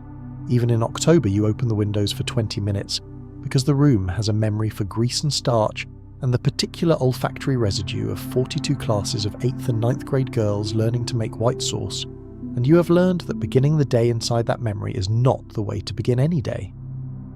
Your room is not like the other rooms. This is a fact you carry with professional pride and occasional weariness in roughly equal measure. The other teachers have desks and chairs arranged in rows and a blackboard at the front of the room. You have 6 workstations, each equipped with a 2-burner electric hot plate, a small oven unit, a stainless steel sink, a section of Formica countertop, and a set of matching tools. A mixing bowl, a wooden spoon, a rubber spatula, a small saucepan, a skillet, measuring cups in 3 sizes, measuring spoons, a cutting board, and a knife that is not as sharp as it should be, because the policy about knife sharpness in a room full of 9th grade girls is conservative by necessity. Each station also has a small supply cabinet, and in those cabinets are the ingredients for whatever you are teaching this week. Flour and sugar and salt and baking powder and shortening in small labelled containers, because you portion the ingredients in advance. If you like the video so far, please leave us a like and a sub. A sub to the channel helps us make more videos for you to watch and keep the channel alive, because the alternative is girls measuring flour from a communal bag, and the variance in outcomes when flour is measured by 14-year-olds who are not paying attention is a variance you cannot afford on a tight schedule. At the front of the room, where a blackboard would be in any other classroom, you have a demonstration station, a full stove, a full set of equipment, and a long counter where you can work facing the class while they sit on stools and watch. Above the counter is a mirror, angled at 45 degrees so that girls seated at the far end of the room can see the top of the pan as well as the front of it, because cooking is a 3-dimensional activity happening in vessels that you must be able to see into, and in a classroom where the angle of viewing is imperfect. The mirror is how you solve for that.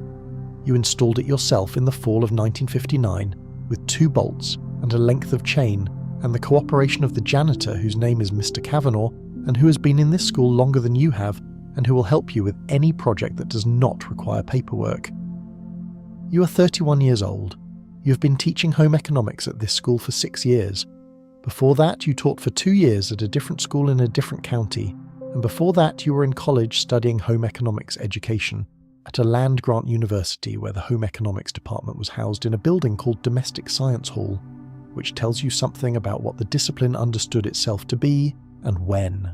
You have a degree that says you are qualified to teach young women to cook and sew and manage a household, and you do teach those things, but you also teach a set of things that your degree does not quite cover.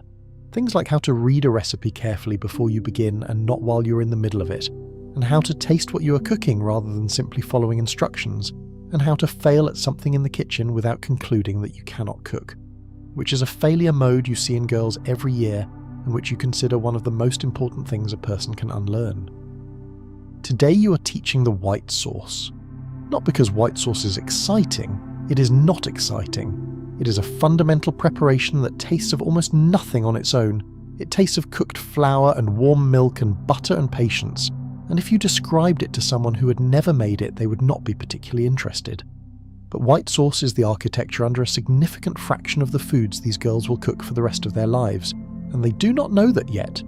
They will not know it until they are standing in their own kitchens 20 years from now, making macaroni and cheese from scratch, and realising that the sauce they are making is the white sauce from 9th grade, the same proportions, the same technique, the same moment of doubt before the flour paste becomes smooth, and the same moment of understanding when it does. You write the recipe on the blackboard: 2 tablespoons butter, 2 tablespoons flour, 1 cup milk, salt, a small shake of white pepper if you have it, black if you do not. You write it in clear, large letters, and you leave it on the board for the entire class because you have learned through experience that removing the recipe mid-class on the grounds that the girls should have memorized it is a teaching strategy that produces anxiety rather than learning. And anxiety in a kitchen produces mistakes that anxiety then compounds, which is a spiral you can prevent by simply leaving the recipe on the board. The girls begin to arrive at 8:25. They come in groups of 2 or 3, setting their books on the shelf near the door the way you taught them in September, taking off their good sweaters and putting on the cotton aprons they keep in labelled hooks along the back wall. The aprons are white with a small blue check, bought from a pattern and sewn in the first week of school as the sewing unit's opening project, which means each girl has an apron that fits her and that she made herself, and that therefore means something slightly different to her than a store-bought apron would mean. This was a deliberate pedagogical decision that you made 4 years ago and have not regretted. There are 22 girls in this section. You know all of them by name and by the specific character of their difficulties and their capacities in the kitchen. Because the kitchen is a place where character becomes visible in ways that a classroom of desks does not always reveal. There is the girl who is precise to the point of anxiety, who measures everything twice and cannot begin until she is certain she has measured correctly, and who makes beautiful, consistent work, but who will have trouble improvising when a recipe is not available. There is the girl who moves fast and confidently, and tastes as she goes, and whose white sauce will be good on the first try, but who will not always measure carefully enough, and who will have to learn that confidence and accuracy are not the same thing. There is the girl who is frightened of the stove, who approaches the hot plate with a lateral lean away from it that she cannot control, and that you have been gently working against for 6 weeks. Because being frightened of a stove is the beginning of a series of limitations in a kitchen that have nothing to do with ability and everything to do with familiarity. And familiarity is what the classroom is for. You call the class to order, which in this room means something different than it means down the hall. You do not say good morning and ask them to take out their textbooks.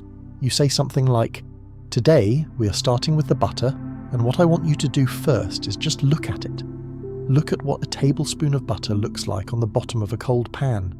Because if you know what a tablespoon of butter looks like in the pan, you never need to measure it again, and measurements are a start, they are not the end." You stand at the demonstration station and you melt 2 tablespoons of butter in the skillet over medium heat, and you let the class watch it melt. Watch the foam that rises and then subsides. Watch the butter go from solid to liquid to the beginning of gold around the edges if you're not careful about the heat. You say, "This is the point. Right here, when the butter is fully melted and the foam is going down, this is when the flour goes in. If you wait too long, it starts to brown and you have a different sauce than the one you're making. And that sauce has its own uses, but it is not this sauce, not today." They are watching you with the particular attention that cooking commands from people who are still in the learning phase of it, when every action has visible and immediate consequences and nothing is abstract. You add the flour and whisk it into the butter over the heat, and you talk while you do it, because the talking while doing is a technique that comes from watching your own teacher do it, and from 6 years of practicing it yourself. The commentary that runs beside the action and explains what is happening and what to watch for. The teaching voice that is different from both your ordinary voice and your classroom voice. It is quieter. It is more like thinking aloud than instructing. It is the voice of someone who has done something enough times to know where the difficulty lives and who is explaining the location of that difficulty as you approach it together. The paste is the moment. You tell them this. When the flour and butter come together over heat, they form a paste, and the paste is the moment of doubt. It looks like something that is not working. It looks dry and clumpy and potentially wrong. And what you must do in this moment, what separates a successful white sauce from a failed one, is to keep cooking the paste for 1 full minute over medium heat before you add any liquid, because cooking the flour eliminates the raw flour taste that will otherwise be present in the finished sauce. And girls who rush this step because the paste looks wrong will have a sauce that tastes of raw flour and that they will therefore not trust. And girls who do not trust their sauce will add too much salt trying to fix it. And too much salt in a cream sauce is one of those corrections that cannot be corrected. You add the milk in a slow stream, whisking constantly, and the paste loosens and the sauce begins, and you watch the class watch this happen with the collective small intake of breath that you have seen in every section you have ever taught. The moment when the alchemy is visible, when the paste that looked like failure becomes the sauce that looks like intention. It never gets old. You have seen it happen in this room in approximately 160 iterations of this class over 6 years, and it has not once gotten old. This particular moment when girls see that the thing that looked wrong was on its way to being right, and that patience and trust in the process were the difference. They go to their stations. You circulate. Station 1 has the butter melted but is now looking at the flour with the expression of someone about to do something they are not sure about, and you say, "Yes, that much, right in, and keep moving." Station 2 has the butter nearly brown, which is too far, and you say, "That is a roux. That is a different preparation. We will talk about it on another day. Today let us start again." And the girl at Station 2 says, dismayed, "I burned it." And you say, "You made something else. That is not the same as burning it. And you mean this." And you know that whether she believes you or not matters more than the white sauce. At Station 3, the girl who is precise and anxious has measured the flour into a separate small bowl and is looking at it with the expression of someone verifying an answer. This is not wrong. You do not correct it. Mise en place, which is the French term for having everything measured and ready before you begin cooking, is a professional technique, and if this girl is practicing it instinctively at 14 years old, then she is ahead of most professional kitchens you have ever visited. You do not tell her this because you do not want to create a student who performs rather than learns, but you note it to yourself, the way you note everything in this room, as data about what is happening and what it means. The girl who is frightened of the stove has her butter on the hot plate, at what you recognise as a lower setting than the recipe specifies, because lower is farther from the heat that frightens her. The butter is melting but very slowly, and she is watching it with the focused attention of someone waiting for something to go wrong. You stand beside her for a moment, not saying anything, and then you say, "How does the butter look?" And she says, "It is melting." And you say, "Yes." And you stand there together for another moment watching it melt, the two of you, and you do not mention the heat setting because the butter is melting, and she is watching it melt, and she is standing at the stove rather than leaning away from it, which is the progress you're actually after. The class proceeds through the white sauce in 15 stations of varying success. Some of the sauces are too thick, which means too much flour or not enough milk or not enough patience in the adding of the milk. Some are too thin, which means the proportions were right but the cooking was not complete. The sauce did not have enough time over heat to reach its final consistency. One sauce has lumps, which is the failure state that white sauce is most prone to, caused by adding the milk too fast or not whisking continuously enough. And the girl whose sauce has lumps looks at it with an expression that could go in several directions, and you say, "Lumps in a white sauce are not a disaster. They are information. They are telling you what happened and what to do differently next time. And also there is a strainer and we can fix this now." And there is indeed a strainer and you fix it together and the sauce is fine. At the end of class, the girls have white sauce in small saucepans at their stations, some better than others, but all of them functional, all of them usable. You say, "What can we put this on?" And you wait, because this is a question you ask at the end of every skill lesson. What can we do with this? Where does this fit in a meal? What comes before it? And what comes after it? Because cooking a technique in isolation is not the same as understanding where that technique lives in the larger world of a kitchen, and the world of the kitchen is what you are actually teaching. They say vegetables, macaroni and cheese, creamed chipped beef on toast, which is a dish they know because their fathers know it, because it is the dish that arrived in the American domestic repertoire from military mess halls and never quite left. The cream sauce over dried beef over toast that is both humble and substantial, and that has a flavour that is entirely specific to itself. Salt and cream and the particular intensity of a dried meat, reconstituted into sauce over the starchy comfort of white toast. You say, "Yes, creamed chipped beef on toast, scalloped potatoes," which is a white sauce made directly in the baking dish with the potatoes already in it, covered and baked until the potatoes are tender, and the sauce has thickened and developed a light golden surface. Cream of vegetable soup, which is a white sauce thinned with more milk and enriched with butter and finished with cooked vegetables of any kind. The Sunday leftovers turned into Monday's first course. Chicken a la king, which is a white sauce with chicken and peas and pimientos, and the particular quality of something that appears at the kind of luncheon that happens on China with cloth napkins. The sauce holding everything in its creamy suspension, the biscuit on the side. They write these down. Not because you told them to, but because they have learned over the course of 6 weeks that writing things down in this class is different from writing things down in other classes, that the notes they take here are not for a test, but for the kitchen they will eventually have, for the moment when they are standing at a stove with a cold pan and a block of butter and a bag of flour, and they need to remember that the ratio is 2 to 2 to 1, and the paste needs a full minute before the milk goes in. You teach 5 sections of home economics on Tuesdays and Thursdays, and a sewing section on Monday, Wednesday and Friday that is taught in the adjacent room, which connects to your classroom through a door that is currently propped open because the linoleum-floored space between the 2 rooms serves as a shared passage and also as the location of the mop and bucket, which Mr. Kavanagh returns to you after each class with the reliability of someone who has made his peace with the fact that cooking classes produce things that need to be mopped up.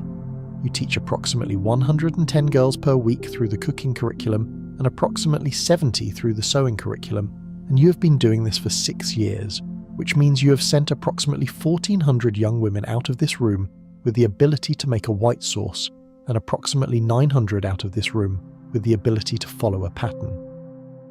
What happens to these skills after they leave the room is something you think about. You know, because you were once a student in a room very much like this one, and because you have seen what women do with these skills, that the skills leave with the girls and become invisible, absorbed into the daily maintenance of kitchens that function without acknowledgement.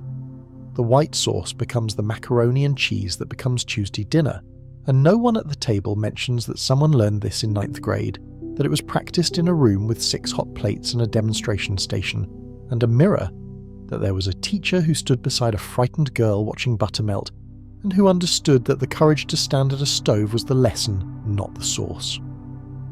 You think about this at the end of your Tuesday, when the last section has gone and the room is quiet except for the sound of the windows you have reopened to clear the afternoon's accumulated cooking, when you're wiping down the demonstration station with the clean cotton cloth you keep folded in the right-hand drawer, when the white sauce recipe is still on the blackboard and the mirror is still angled at 45 degrees, and the day is settling into the particular quiet of a school building in the hour after 4 o'clock.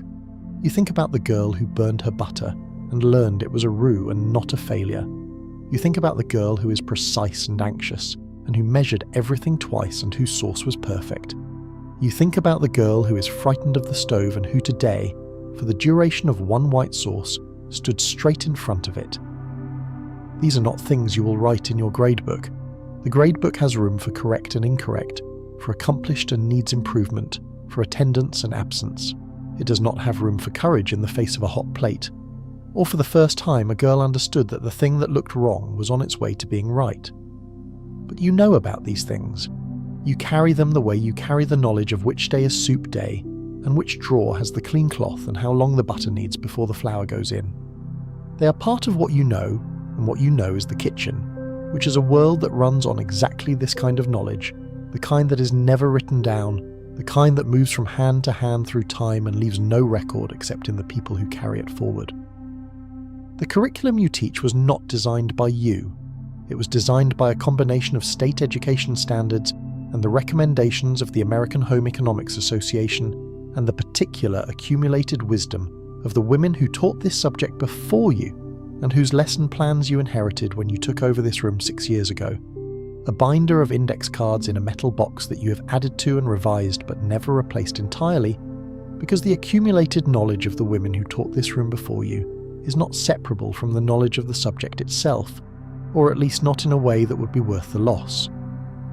The curriculum covers cooking, sewing, household management, nutrition, meal planning, and what is called in the official documents household arts, which is the umbrella under which live all the skills that do not fit neatly into the other categories.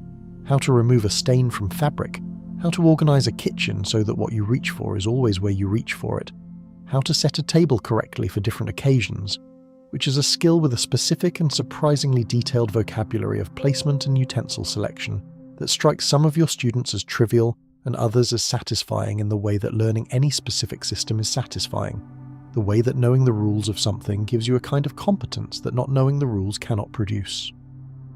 The table setting lesson happens in the first week of the cooking unit, and it is not a lesson you expect the girls to find interesting, and most of them do not, until the moment when you ask them why it matters. This is a question you ask every section, every year, and the answers are always roughly the same. Because it is polite, because it looks nice, because company expects it. These are the answers they have inherited from parents and grandmothers and the general ambient expectation of their social world, and they are not wrong answers, but they are not the answer you are looking for. The answer you are looking for is because the table is a communication.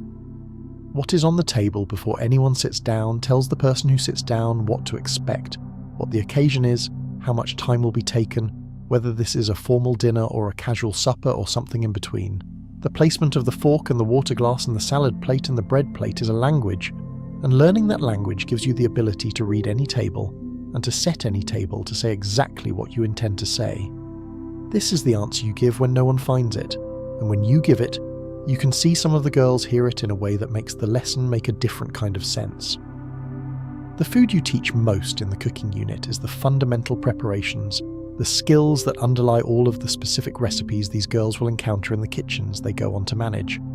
White sauce, which they learn first because it is the most broadly applicable, then a yeast bread, which you teach, because yeast bread requires understanding something about a living ingredient, about the fact that yeast is a biological process and not a chemical one, and that the variables of temperature and time and handling affect a yeast bread in ways that they do not affect a baking powder biscuit. And understanding this teaches the girls something about the difference between a recipe as instruction and a recipe as description, between following steps and understanding what the steps are doing and why. The biscuit comes after the bread, and the biscuit lesson is the one you love most, not because biscuits are your favourite food, but because biscuits are the lesson where more girls have their particular moment of understanding than in any other preparation you teach. A biscuit requires you to handle the fat into the flour until it resembles coarse crumbs, and then to add liquid until the dough just comes together, and then to stop. The stopping is the critical part. Overworked biscuit dough produces biscuits that are tough rather than tender, because overworking develops the gluten in the flour beyond what a tender biscuit needs, and the only way to know when you have reached the right amount of working is to feel it. To feel the dough under your hands and to recognize the moment when it is enough. This is not a thing that can be measured or timed. It is a thing that must be felt.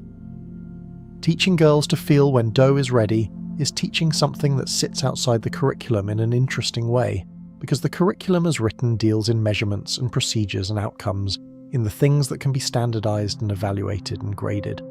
But the feel of biscuit dough is not standardizable. It is knowledge that lives in the hands, transmitted from hands to hands, and the only way to teach it is to let people put their hands in the dough and feel it, and then to talk with them about what they felt, and to keep doing this until the feeling and the word for the feeling are connected, until a girl can say yes, that is enough, this feels right, and be correct. You have been teaching this lesson for 6 years, and the moment when a girl first feels that a dough is right and stops working, it is still a moment you watch for, still a moment that confirms for you why this room and this subject matter, in the same way that a successful white sauce confirms it, and a perfectly unmoulded Jell-O confirms it, which is that the knowledge being transferred here is real, it is functional, it will be used, and there is no other place in the school building where knowledge of this particular kind is being transmitted. The nutrition unit, which you teach in the spring semester, is the part of the curriculum that most resembles a conventional academic subject, because it has a textbook and it has facts that can be memorized and tested, and the facts are about vitamins and minerals and calorie requirements, and the basic food groups as defined by the United States Department of Agriculture, which in the early 1960s used a model organized around 4 groups: milk, meat, fruits and vegetables, and breads and cereals, a model that has since been revised multiple times and that contained, in its original 1958 formulation, some assumptions that subsequent nutritional science has revised or complicated. But in the classroom of 1963, you teach what the government and the textbooks say, because that is what is in the curriculum, and because the curriculum reflects the best available knowledge of the time, and because the best available knowledge of the time, even when it is imperfect or incomplete, is still more useful than no knowledge at all. You have opinions about the nutrition unit that you do not express to the girls, because expressing opinions about the curriculum in a public school is not something that is done without consequence, and because the girls are not there to receive your opinions, they are there to receive the curriculum. Your opinion is that the curriculum pays insufficient attention to what food means to people beyond its caloric and nutritive content, which is to say that it pays insufficient attention to the way food functions as memory and comfort, and social currency and emotional management, all of which are functions that food performs in every kitchen you have ever been in, and that no nutrition chart captures. A child who will not eat a vegetable because the vegetable is not prepared in the way that vegetable was prepared in the house they grew up in is not making a nutritional error.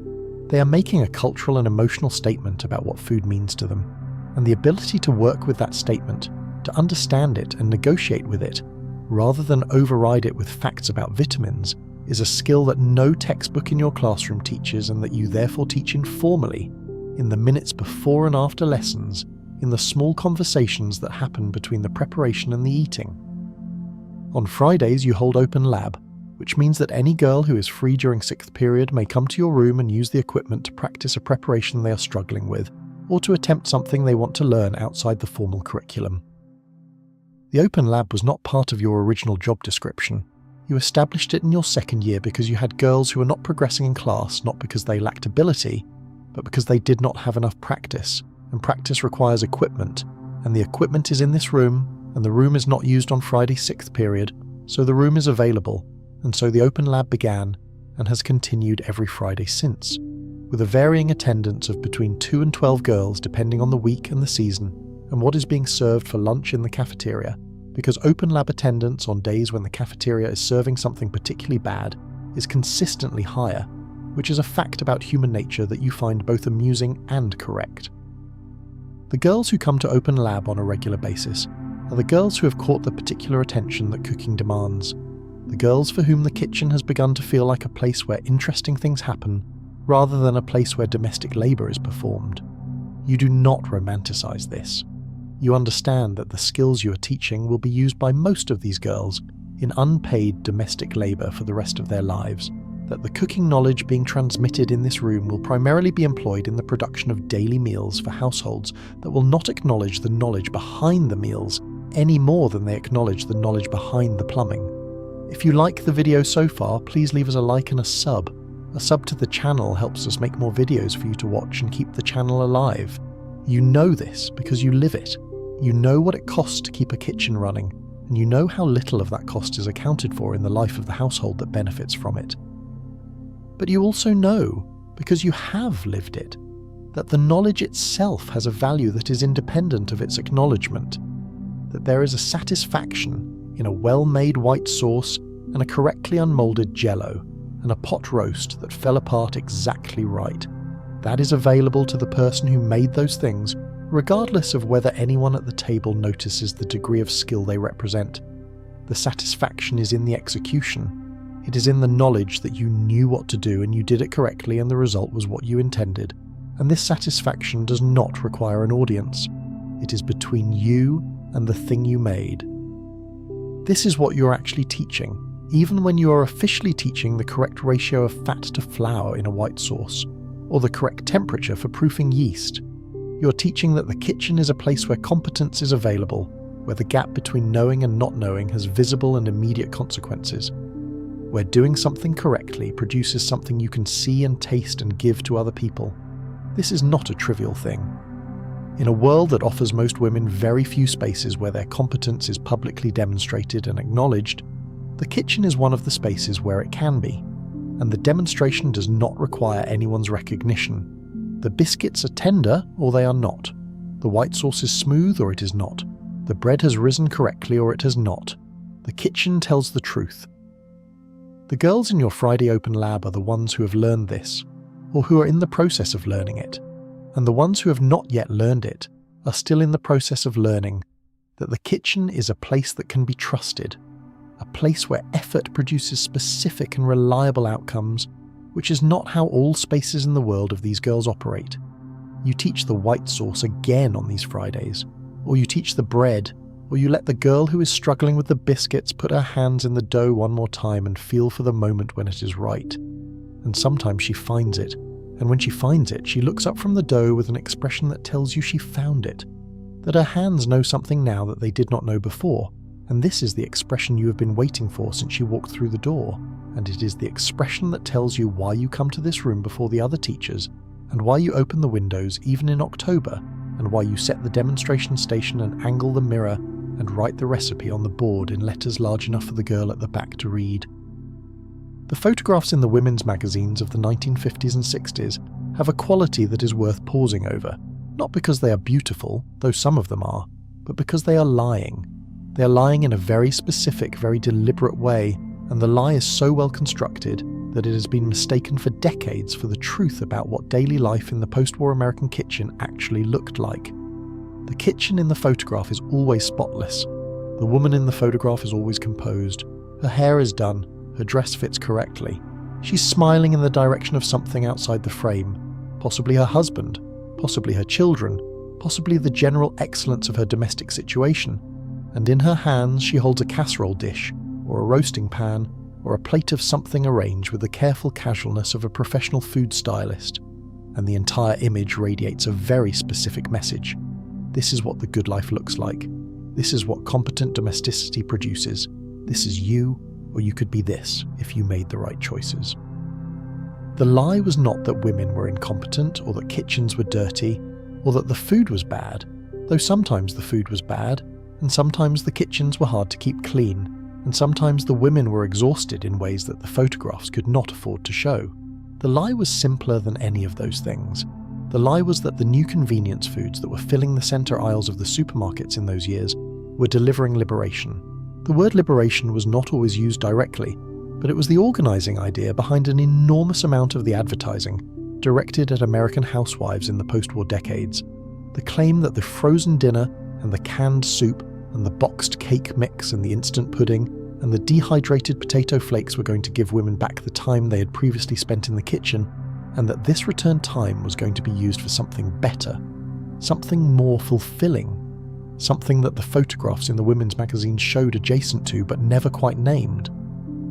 The convenience food revolution in America was real, and it was large, and it changed the kitchen permanently in ways that are still visible today. The technologies that produced it, rapid freezing, commercial canning, industrial food processing, dehydration and reconstitution, the chemistry of shelf stability.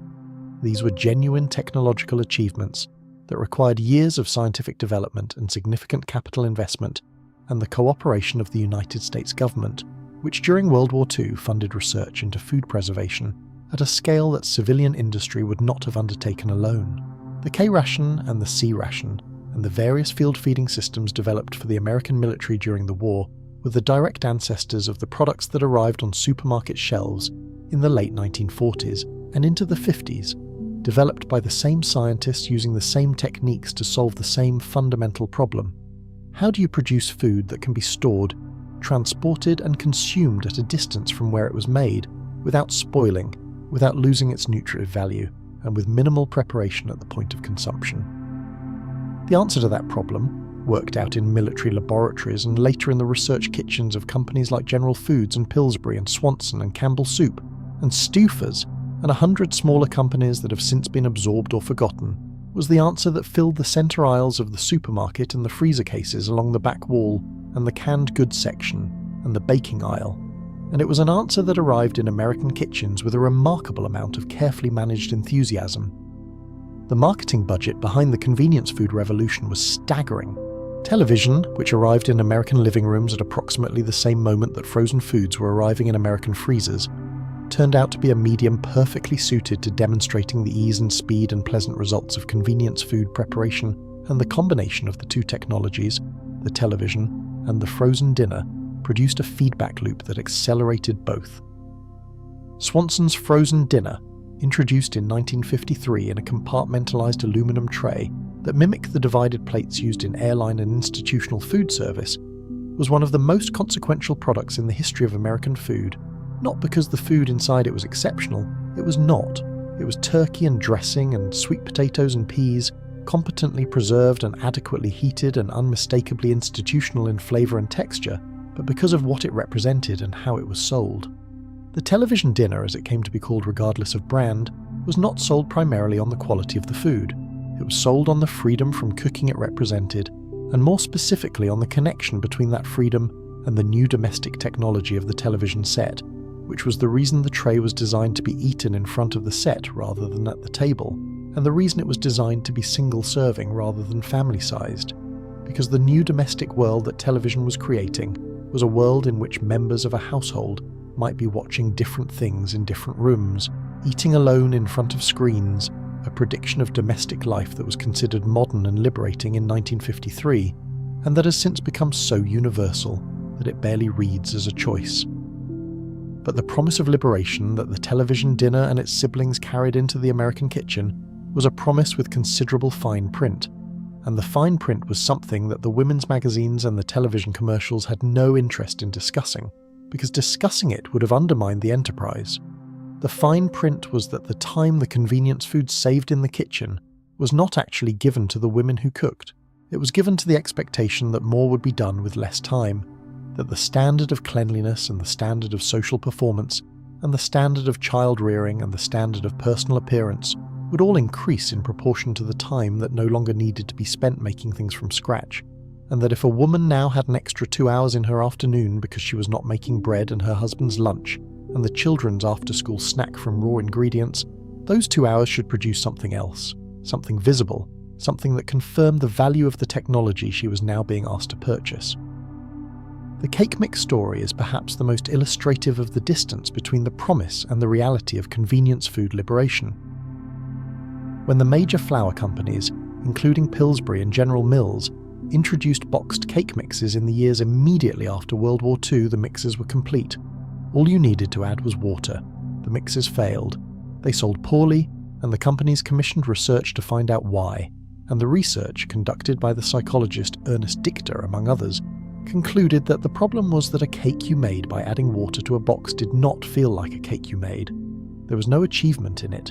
There was no investment of the self, no transformation of raw materials through skill and judgment, no visible expression of care for the people who were going to eat the cake.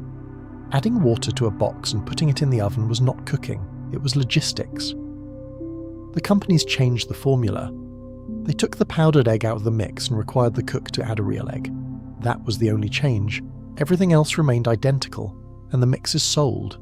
They sold enormously well, and they have continued to sell in essentially the same form for more than 60 years since. And the reason they sell is not that the egg makes the cake better, though it may, but that the egg makes the cook feel like a cook. The egg is the contribution. The egg is the investment of the self. The egg is the transformation of raw materials, all one of them, added to a box of convenience technology that produces the feeling of having made something. The cake mix companies had learned something very specific about the psychology of the American housewife. She did not want to stop cooking. She wanted to cook faster and with better results. And she wanted the cooking she did to feel like cooking, to produce the particular satisfaction that comes from having made something with her hands for people she cares for. This insight, so carefully won and so deliberately exploited, illuminates something complicated about the convenience food revolution that the photographs in the women's magazines never showed. The revolution was not giving women freedom from cooking. It was changing what cooking meant, shifting the definition of what counted as cooking, what counted as homemade, what counted as making something with your own hands, in ways that served the commercial interests of the companies selling the convenience products, and that did not always serve the interests of the women buying them. A cake made from a box with an egg added was homemade. A dinner of reheated frozen meals served on divided aluminum trays was dinner. A salad made from a can of pineapple chunks and a box of lime Jell-O was a salad. These redefinitions were sold as progress, and they were partly progress. There is no question that frozen peas are a genuinely useful product, and that the availability of canned tomatoes in October is a meaningful contribution to the quality of a soup. But they were also a renegotiation of domestic expectations that happened largely without the explicit consent or awareness of the women being renegotiated. The women who were buying these products were not foolish. They were not passive. They were people with limited time and real responsibilities and a genuine appreciation for any technology that made the daily management of a kitchen less physically demanding, and many of them embraced the convenience products with the enthusiasm they deserved and used them with intelligence and creativity, and the kind of inventive cooking that emerges naturally when you are working with a fixed set of materials and a limited budget, and a need to feed people something they will actually eat. The cream of mushroom soup casserole that became a staple of American Wednesday dinners was not an act of culinary surrender. It was a practical solution to the problem of making a satisfying meal from available materials, and the fact that one of those materials came in a can did not make the solution any less functional or any less the product of domestic intelligence. What the advertising did not show, what the photographs cropped out of frame, what the cheerful voice of the television commercial did not mention, was the exhaustion underneath the efficiency. The convenience foods were faster, yes. The frozen vegetables were faster than fresh. The boxed cake mix was faster than a scratch cake. The canned soup was faster than homemade. But faster did not mean the day was shorter. It meant the day held more. The time that was freed from cooking in the kitchen went, in most households, into the expanding catalogue of things a housewife was expected to manage. The more frequent cleaning that better vacuum cleaners made possible. The more elaborate entertaining that the new kitchen appliances and convenience products made theoretically achievable. The more intensive child rearing that post-war parenting culture was beginning to demand. The personal upkeep that the beauty industry and the fashion industry and the women's magazines were collectively insisting upon as a component of successful domesticity.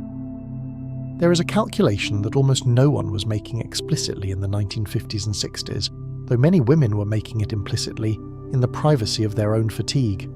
The calculation was this: the convenience products save time in the kitchen, but the standards that the advertising attached to the convenience products require that time to go somewhere else. And the somewhere else is never easier than the kitchen was, and the kitchen was never as easy as the advertisement suggested it should be. The woman who opened a can of Campbell's tomato soup and made a hot lunch for her children in 10 minutes instead of 30 was not freed from work. She was freed into more work, or into the expectation that she would produce more with the time she had saved, and the expectation had no ceiling and no vacation, and no weekend and no particular acknowledgement of the person managing all of it. The foods that filled the 1963 refrigerator and pantry, the ring bologna and the Velveeta and the canned tomatoes and the cream of mushroom soup and the Jell-O and the boxed pudding and the instant mashed potatoes and the frozen fish sticks and the can of fruit cocktail were not the foods of a lazy or indifferent domestic culture. They were the foods of a domestic culture under significant and largely unacknowledged pressure, a culture that had been told simultaneously to aspire to homemade quality and to embrace industrial convenience, to project the effortless perfection of the magazine photograph while operating under conditions that the magazine photograph could not afford to show. The foods were both the tools of the solution and the evidence of the problem they were solving, and the women who used them were doing something genuinely remarkable. They were producing a version of daily domestic life that looked, from the outside, like the magazine photograph, using the actual materials available to them, under the actual conditions they were working in kitchens that smelled of the previous Tuesday and the Tuesday before that, and all the Tuesdays going back to the beginning of the kitchen. What you can say, at the distance of 60 years, about the forgotten foods of the 1960s, the chipped beef and the butterscotch pudding and the barley soup and the fried ring bologna and the Jell-O mould, is that they were not failed aspirations. They were functional answers to real questions. They tasted of a specific time and a specific set of conditions, and a specific kind of domestic intelligence that has largely been replaced by different kinds of domestic intelligence operating in a different food landscape, and they deserve to be looked at directly, without either the sentimental haze of uncritical nostalgia or the easy condescension of a retrospective view that does not fully account for what they were actually doing and why. They were what the kitchen was made of, and the kitchen was where the work happened, all the visible work and all the invisible work, all the work that appeared in the magazine photographs, and all the work that was cropped out of frame, all the soup that simmered since 9 in the morning and all the Tuesday afternoons that went into making Tuesday evenings look like the dinner table, was simply the natural state of things rather than the product of continuous, uncelebrated, specific human effort. Tonight, across the 4 corners of this evening's story, there has been one thread running through all of it, one thing connecting the Tuesday kitchen to the Jell-O factory, to the home economics classroom, to the bright, confident face on the television commercial. That thread is the invisible work. The work that happened before anyone sat down at the table. The work that was so thoroughly normalized, so completely built into the architecture of ordinary domestic life, that the people doing it rarely described it as work at all. It was just what Tuesday was. It was just what the kitchen required. It was just what had to be done before 6 o'clock. And it got done, and dinner appeared, and the soup was serious, and the white sauce was smooth, and the Jell-O set correctly in its mould, and the family was fed. What we remember about these foods tends to be simple. The taste, the particular comfort of something that appeared reliably and without fanfare at a specific time in a specific kitchen. The ring bologna, the butterscotch pudding, the lime gelatin with pineapple, the cream of mushroom casserole on Wednesday. These are flavours that belong to a time and a place so specific that tasting them now, if you have access to them, is a form of time travel, not to a simpler time, because it was not a simpler time, but to a more specifically flavoured time, a time when Tuesday had a particular smell, and dinner had a particular shape, and the kitchen ran on a particular logic that is mostly gone now, not because it failed, but because the materials changed, and the expectations changed, and the world changed around it. The woman who made the soup and the white sauce and the Jell-O mould and the fried ring bologna and the butterscotch pudding was not a figure from a magazine photograph. She was a person with tired feet and a grocery list in her head, and a family to feed before 6 o'clock, and a very specific knowledge of what a tablespoon of butter looks like in a cold pan. She was not celebrated in particular. She was not the subject of much analysis. She was simply the person who made the kitchen run, who held the week together at its seams, who converted the contents of the A&P into the daily material of a family's life, Tuesday after Tuesday after Tuesday, in kitchens that smelled of everything that had ever been cooked in them and would smell that way for as long as a kitchen kept cooking. Let the week's rotation settle around you now, the ring bologna and the eggs in the morning, the soup building all day toward its 6 o'clock arrival, the butterscotch pudding already set in the glass cups in the refrigerator waiting for its moment. Let the smell of a 1963 Tuesday kitchen come to you across the distance, that particular warm layered smell that is starch and butter and something simmering and the faint metallic memory of the pan that has cooked 10,000 things. Let it be there for a moment, that smell. Let it be real. The soup is covered, the white sauce is smooth, the Jell-O mould came out cleanly this time and is sitting on the serving plate on the second shelf of the refrigerator, looking jewel-coloured and improbable, and entirely itself. The kitchen is clean, the day is finished. Somewhere in the quiet of a house that is settling towards sleep, the woman who made all of this is finally sitting down. If you're still awake, I am glad you're here. And if you're watching from somewhere far away or somewhere nearby and it is late where you are, please leave me a comment and tell me what time it is and where you're watching from. I am always curious about that. And if there is a food from your grandmother's kitchen, or your mother's kitchen, or your own childhood that you would like me to spend an evening with, please tell me.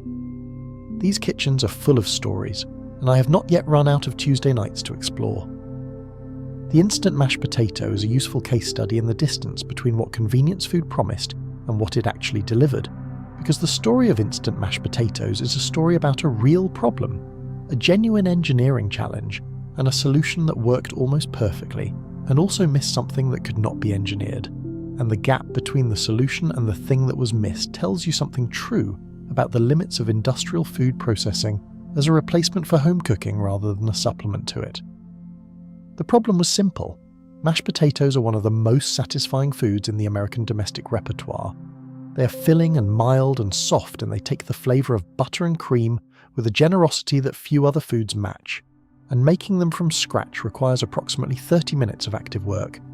Peeling the potatoes, cutting them, boiling them until tender, draining them, mashing them or putting them through a ricer, adding the butter and milk in the right amounts and beating them to the right consistency, which is smooth and fluffy without being gluey, which is the failure state of over-processed mashed potatoes, and which is a failure that is very easy to produce if you're not paying attention to the texture as you work. 30 minutes of active work is not prohibitive in a home kitchen with nothing else demanding attention, but 30 minutes of active work while also managing a roast and a vegetable, and clearing the breakfast dishes and watching the laundry is a different calculation. And the food industry understood this calculation before most home cooks had the occasion to articulate it. The instant mashed potato, which arrived in American supermarkets in the late 1950s in the form of dehydrated potato flakes that you reconstituted with boiling water and butter and milk, was a solution to the time problem that worked on the level of the time problem. You could make mashed potatoes in 5 minutes instead of 30. The nutritive content was comparable to scratch mashed potatoes. The product was shelf-stable and cheap. The preparation was simple enough for anyone to manage, including children and husbands and people who did not otherwise cook. By every measurable metric except one, it was a better product than scratch mashed potatoes for a household managing a weeknight dinner on a tight schedule. The metric by which it was not better was texture, and texture is the metric that matters most for mashed potatoes, because mashed potatoes are fundamentally a textural experience.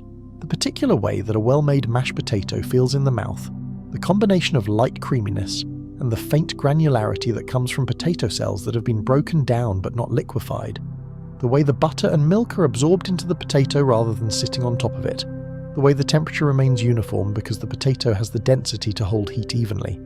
None of this is precisely replicable from a dehydrated flake reconstituted in hot water, not because the food scientists did not try, they tried very hard, but because the cell structure of a cooked fresh potato is not the same as the cell structure of a dehydrated and reconstituted potato. And that difference is perceptible, and the perceptibility of that difference was what made some home cooks accept the instant potato as a convenience, and others use it only in emergencies, and still others refuse to put it on the table at all. Your household, the Tuesday Kitchen household, is in the second category.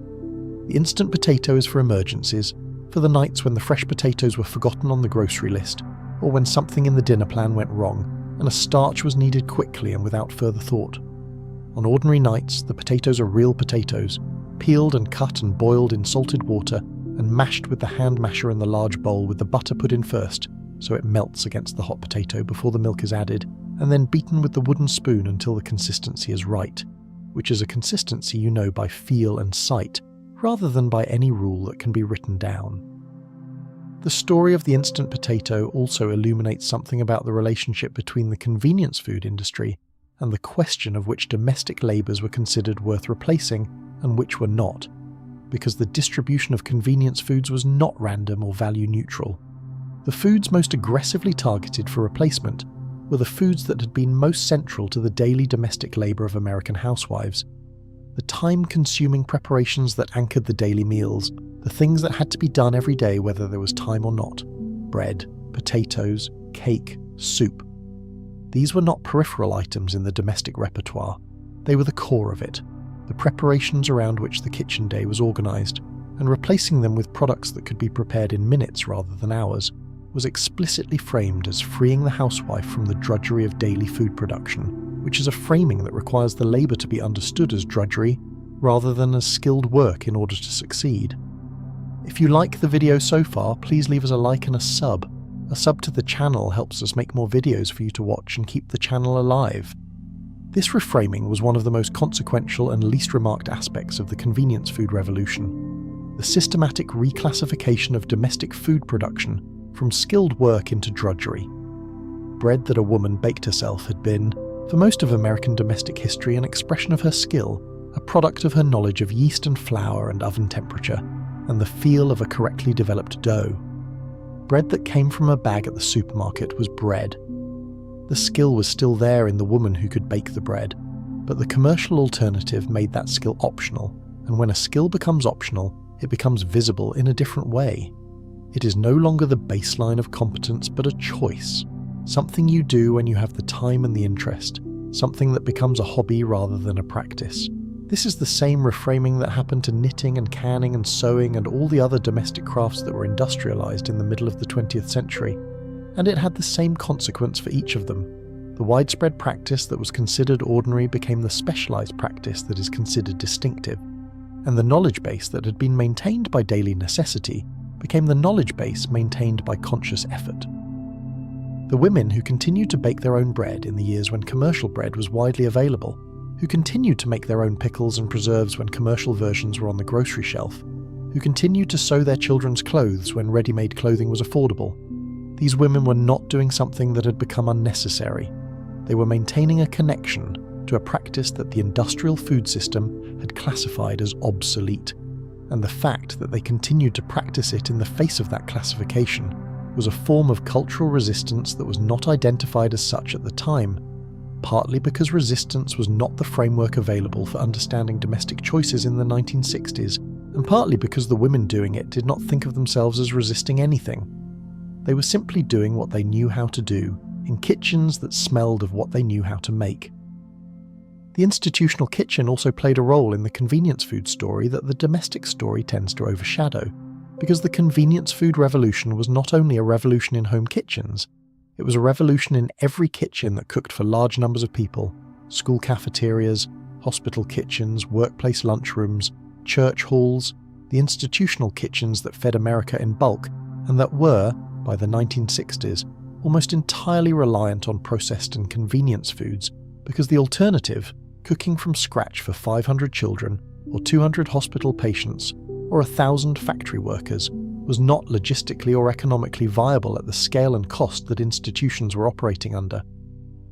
The school lunch was the particular convergence point of the convenience food revolution and the institutional kitchen, because the school lunch was the meal that most American children ate every weekday from the time they entered first grade until they finished high school, and the school lunch was by the 1960s almost entirely composed of the products of the industrial food system.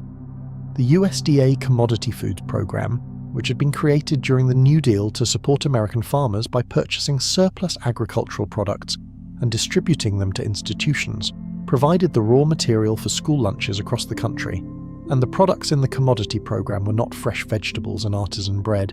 They were processed cheese and canned fruit and dried beans and surplus butter and frozen ground beef, and the other durable, shelf-stable, easily prepared products that the industrial food system had mastered. The children who ate these lunches were receiving nutritionally adequate meals by the standards of the time, and they were receiving meals that were consistent and predictable, and that cost less per student than any alternative available to their schools. But they were also eating meals that had very little connection to the food of their home kitchens, whether their home kitchens were making the Tuesday soup, or the cream of mushroom casserole, or the pot roast with Lipton onion soup mix, or any of the other preparations that constituted the domestic cooking of the era.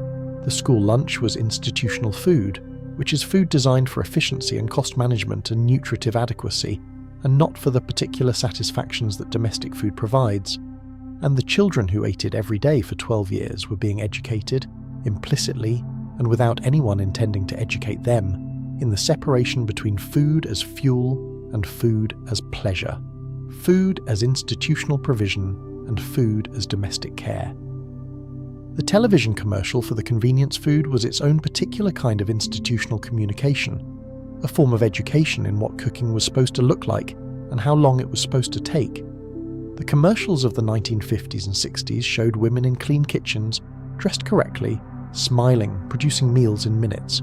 The meals appeared on the table already assembled, already arranged, already beautiful. No one was shown cleaning up after the meal. No one was shown the third iteration of the same dish in the same week because it was what was affordable and what was on hand. No one was shown the conversation with the child who would not eat the vegetable, or the negotiation with the husband about what dinner should be, or the mental inventory that ran continuously in the background of every meal preparation. Do we have enough? Is there more? What do we do if there is not enough? These were the invisible elements of domestic food production, the management layer that sat above the actual cooking, and that no commercial and no magazine photograph had any interest in acknowledging, because acknowledging it would have required acknowledging the work, and the work was what the convenience products were supposed to be eliminating.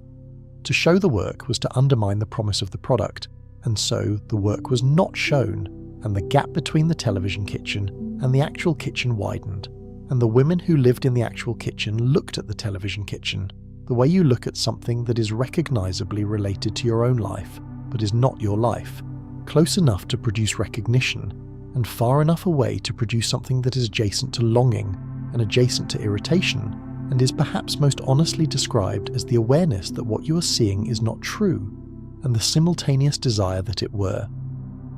There were also the foods that disappeared not because they were replaced by something better, but because the ingredient they depended on became harder to find or more expensive, or simply less central to the supply chain that served the average American supermarket. The head cheese and the liver and the tongue and the salt pork and the fatback and the lard and the rendered drippings.